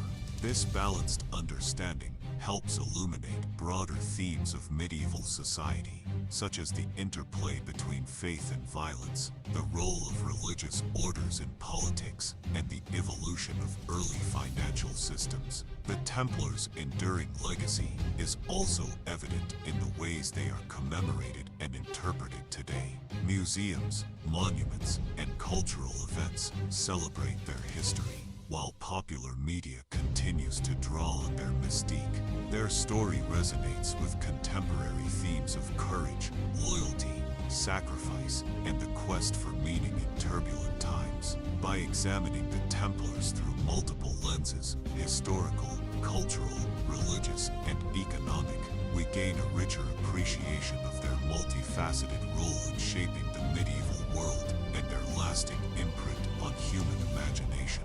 The Knights Templars' final chapter is as dramatic as their rise. By the early 14th century, their power and wealth had grown so vast that it drew the envy and fear of monarchs, particularly King Philip IV of France. His ambition to consolidate power and eliminate debts led to a calculated attack on the order that would shape medieval Christendom to its core.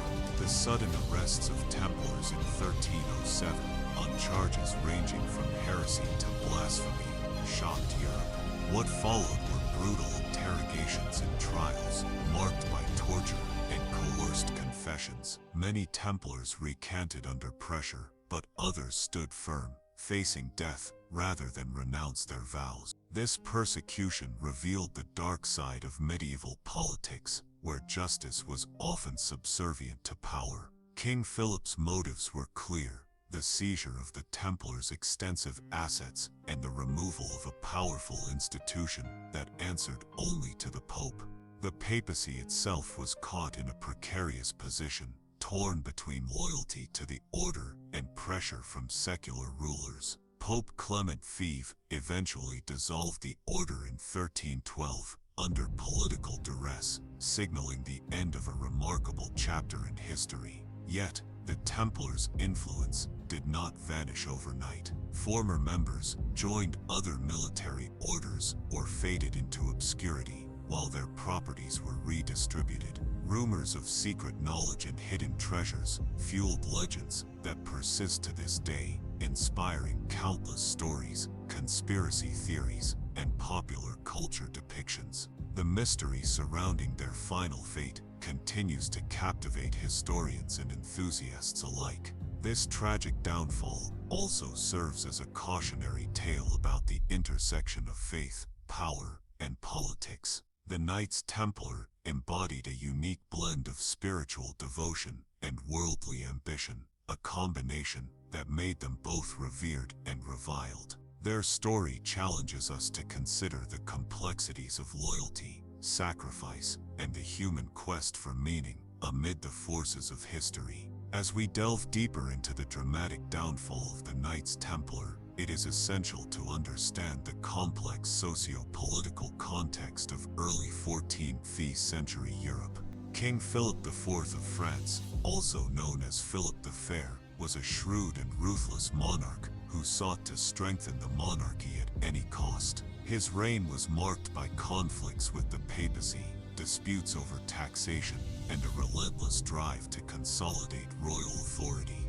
The Knights Templar, with their vast wealth and exemption from local law, represented an obstacle to his ambitions. Philip's debts to the Templars were significant, accumulated through years of borrowing to fund his military campaigns. Targeting the order became a strategic move to eliminate these debts and acquire their assets. On the morning of October 13th, 1307, in a coordinated effort, Templar members across France were arrested. This date, now infamous, marks the beginning of one of the most notorious episodes in medieval history. The charges leveled against the Templars were severe and sensational: heresy, idolatry, blasphemy, and immoral practices. These accusations shocked not only the knights themselves, but also the broader Christian community, for the Templars had been revered as paragons of Christian knighthood for over 2 centuries. However, these allegations were largely fabricated or exaggerated, designed to justify Philip's political and financial objectives. During the subsequent trials, many Templars endured horrific torture designed to extract confessions. The methods were brutal, from the rack to sleep deprivation, leaving the accused with little choice but to admit to the charges, whether true or false. A number of knights confessed under duress, while others retracted their statements when the pain ceased. The complexity of these confessions and recantations reveals the harsh reality of medieval justice, where truth was often subordinate to power. Pope Clement V found himself in a precarious position. Initially hesitant, he ultimately succumbed to pressure from King Philip and the French crown. In 1312, the papal bull Vox in Excelso formally dissolved the Order of the Knights Templar, declaring the accusations against them to be true. This act effectively erased the Templars as a legal entity within Christendom, but failed to extinguish their legend. Following the dissolution, many Templar properties were transferred to the Knights Hospitaller, another military religious order. However, this transfer was uneven, with some lands seized by secular rulers, further enriching monarchies at the expense of the Church. The surviving Templars faced varied fates. Some were absorbed into other orders, some lived in obscurity, and a few fled to distant lands, perhaps planting the seeds for the many myths surrounding secret Templar survival. The mystery of the Templars' hidden treasures remains one of history's most tantalizing questions. Legends speak of vast hoards of gold, sacred relics, and secret knowledge lost to time. While historians remain skeptical about the existence of such treasures, the allure of the unknown continues to inspire books, films, and conspiracy theories worldwide. These stories reflect the human fascination with secrets and the eternal search for truth hidden beneath layers of history. Furthermore, the Templars' story has been revisited by modern scholars seeking to separate fact from fiction. Recent archaeological work and critical study of trial documents have painted a more nuanced picture of the order, revealing their contributions to medieval society, their internal discipline, and the political machinations that led to their downfall. These investigations demonstrate how history is often shaped by the victors, and how myths can both illuminate and obscure the past. In examining the downfall of the Knights Templar, we confront timeless themes of power, faith, loyalty, and betrayal. Their rise and fall encapsulate the turbulent nature of medieval Europe, a world where spiritual ideals clashed with political realities. The Templars' legacy, both real and imagined, invites reflection on the cost of ambition and the fragility of human institutions.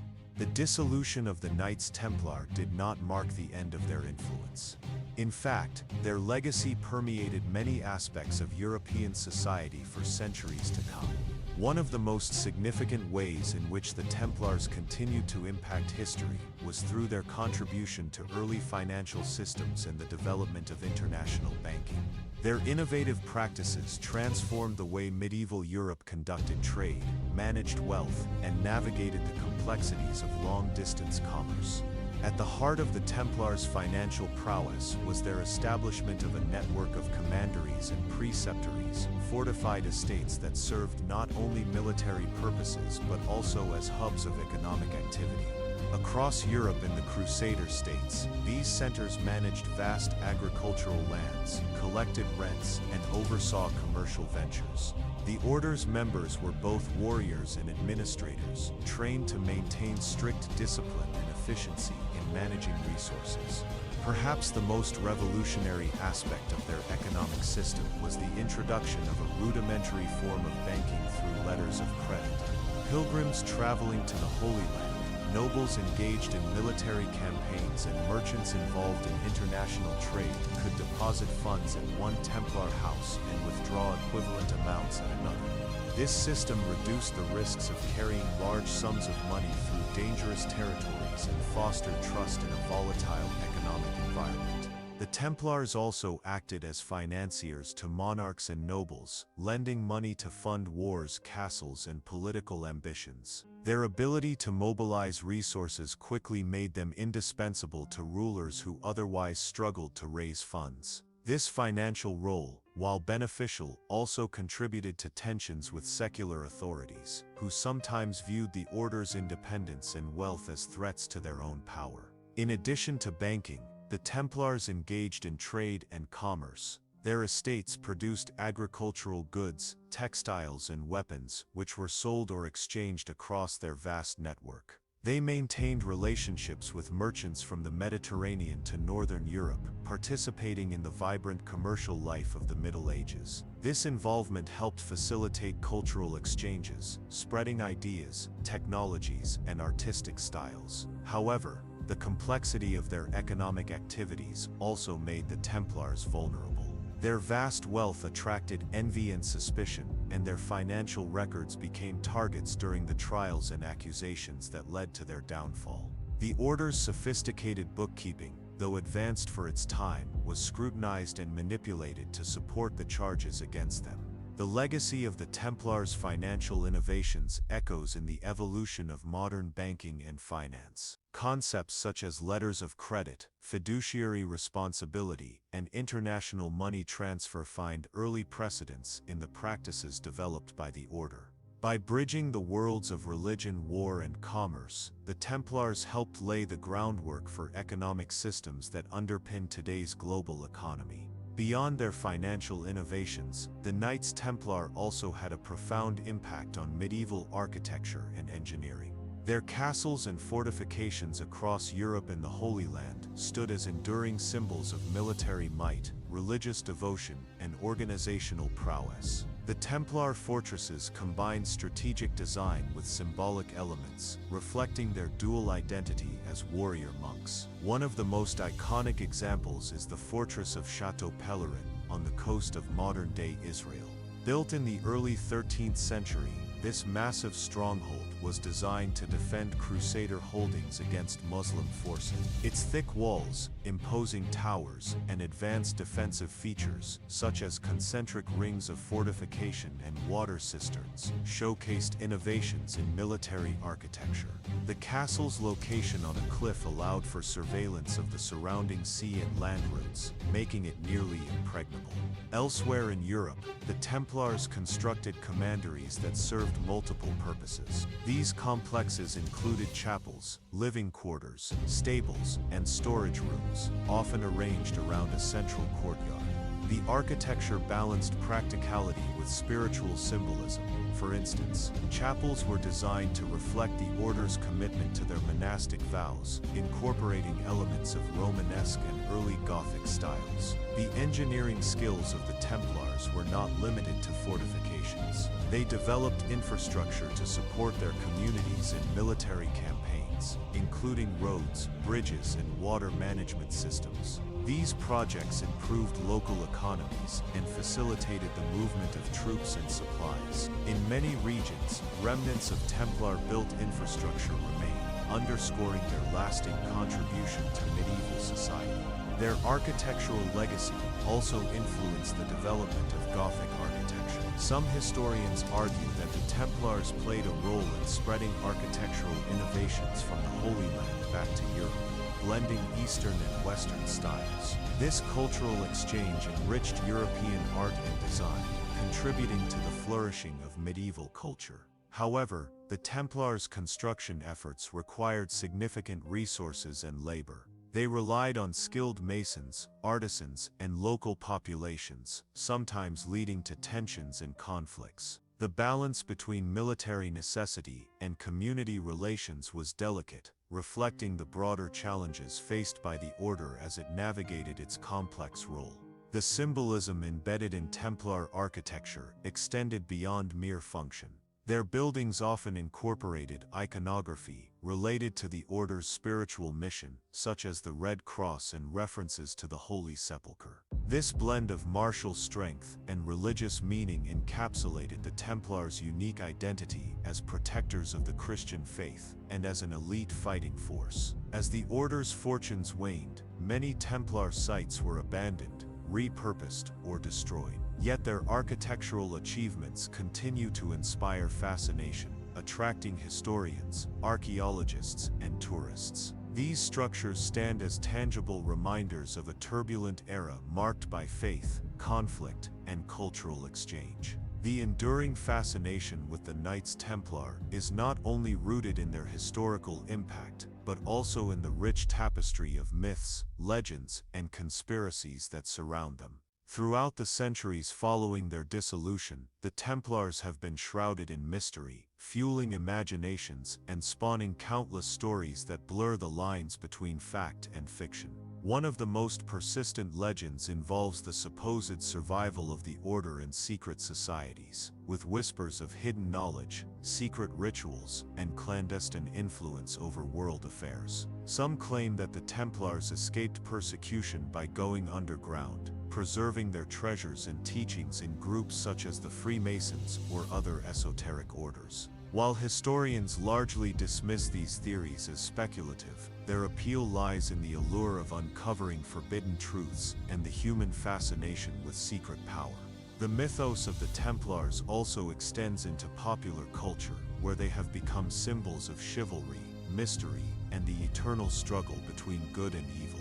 Books, films, and video games have reimagined the order in countless ways, sometimes as heroic defenders of justice, other times as shadowy cabals manipulating history.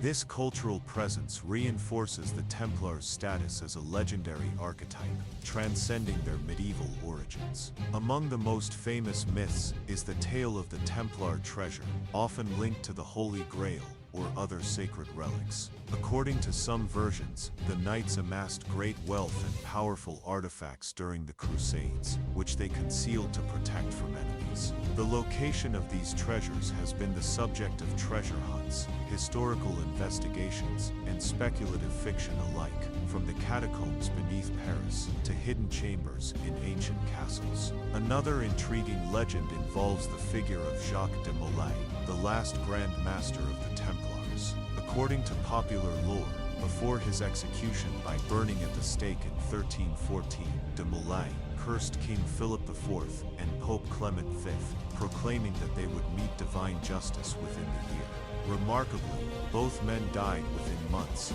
lending an eerie air of prophecy to the tale. Whether fact or folklore, this story symbolizes the dramatic and tragic end of the order. The intersection of history and myth raises important questions about how societies remember and reinterpret the past. The Templar story illustrates how historical events can be transformed by storytelling, adapting to the needs and desires of different eras. In times of uncertainty or crisis, myths serve as vehicles for hope, fear, or critique, allowing communities to engage with complex legacies in symbolic ways. Academic efforts to disentangle fact from fiction have made significant progress in recent decades. Scholars have sifted through trial records, archaeological findings, and contemporaneous accounts to build a clearer picture of the Templars' true history. This work highlights the dangers of accepting myths uncritically and emphasizes the importance of rigorous historical methodology.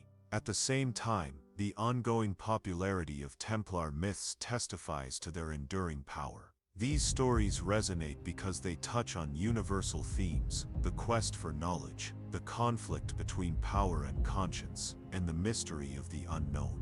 The Knights Templar continue to captivate the human imagination, reminding us of the complex interplay between history and legend. The legacy of the Knights Templar extends far beyond their military and financial achievements. It also profoundly influenced religious thought and the relationship between church and state in medieval Europe. The order's unique position, answering only to the Pope and not to local monarchs, challenged traditional power structures and sparked tensions that echoed throughout the centuries. Founded as a religious military order during the fervor of the Crusades, the Templars were granted unprecedented privileges by the papacy. They operated under a distinct legal framework known as papal exemption, which freed them from interference by local bishops and secular rulers. This autonomy allowed the order to amass significant wealth and land, but it also bred resentment among established authorities who viewed the Templars as rivals. The order's direct allegiance to the Pope was both a blessing and a source of conflict.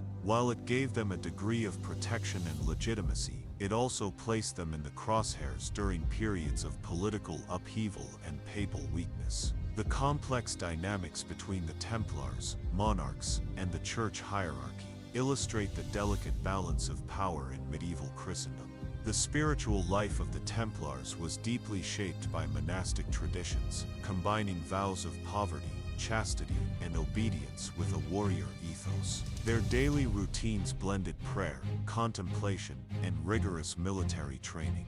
This fusion of spirituality and militancy created a distinct identity that set them apart from other knights and religious orders. The order's rule, known as the Latin Rule, governed every aspect of Templar life, emphasizing discipline, humility, and service. The strict codes enforced communal living and the sharing of resources, reflecting ideals of brotherhood and sacrifice. Yet, beneath the surface, tensions often arose between the demands of monastic life and the harsh realities of warfare.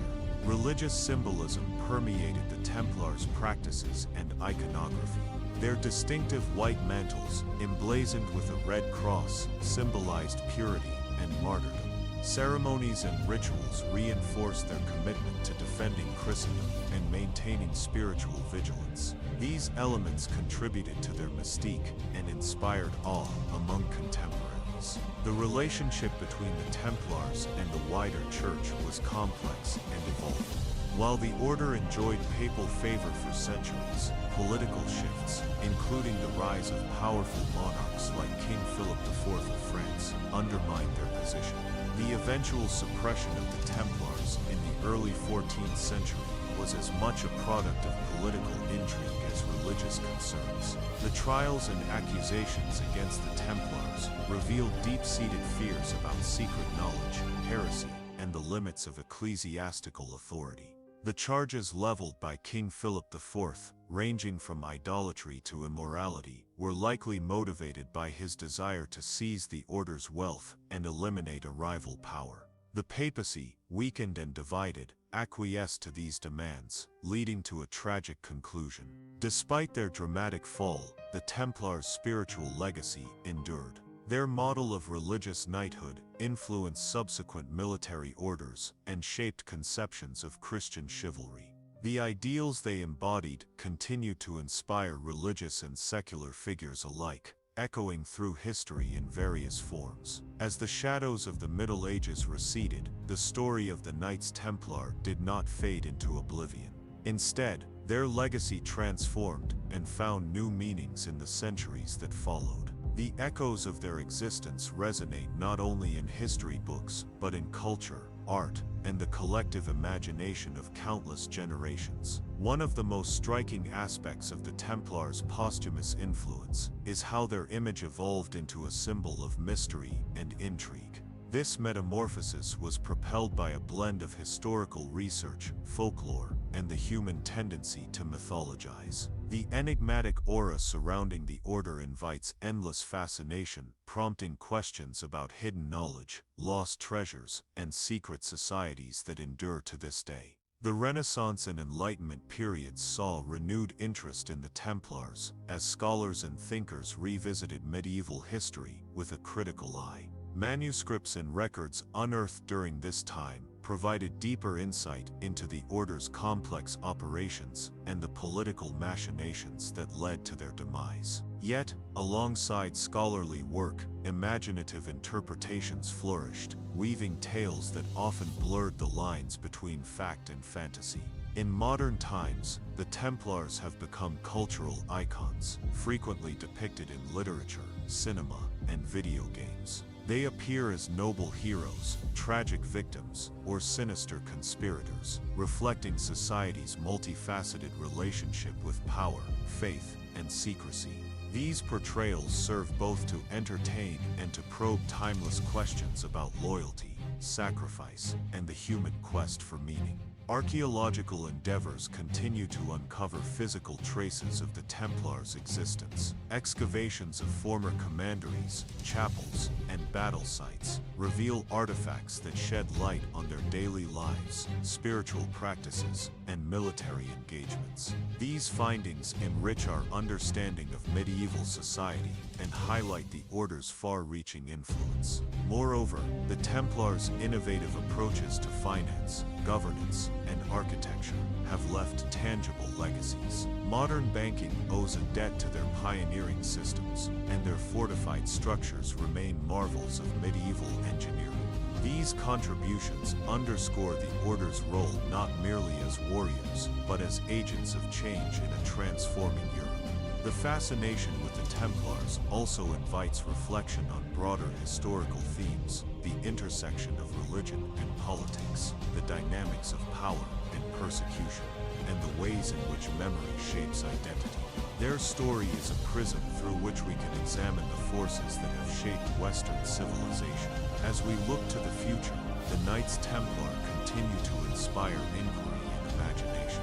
Their narrative challenges us to consider the complexity of history, the enduring power of myth, and the human desire to connect with a past that is both distant and ever-present. In the mysteries they left behind, we find echoes of our own hopes, fears, and aspirations. As we conclude this journey through the fascinating history and enduring mysteries of the Knights Templar, we are reminded that their story is far more than just a chapter in medieval history. It is a testament to human ambition, faith, and the complex interplay of power and belief that continues to resonate today. If you found this exploration insightful and captivating, please consider subscribing to our channel for more deep dives into history's greatest enigmas. Your thoughts and perspectives matter. We invite you to share your opinions, questions, or favorite Templar legends in the comments below. Together, let's keep uncovering the secrets of the past and understanding how they shape our present and future.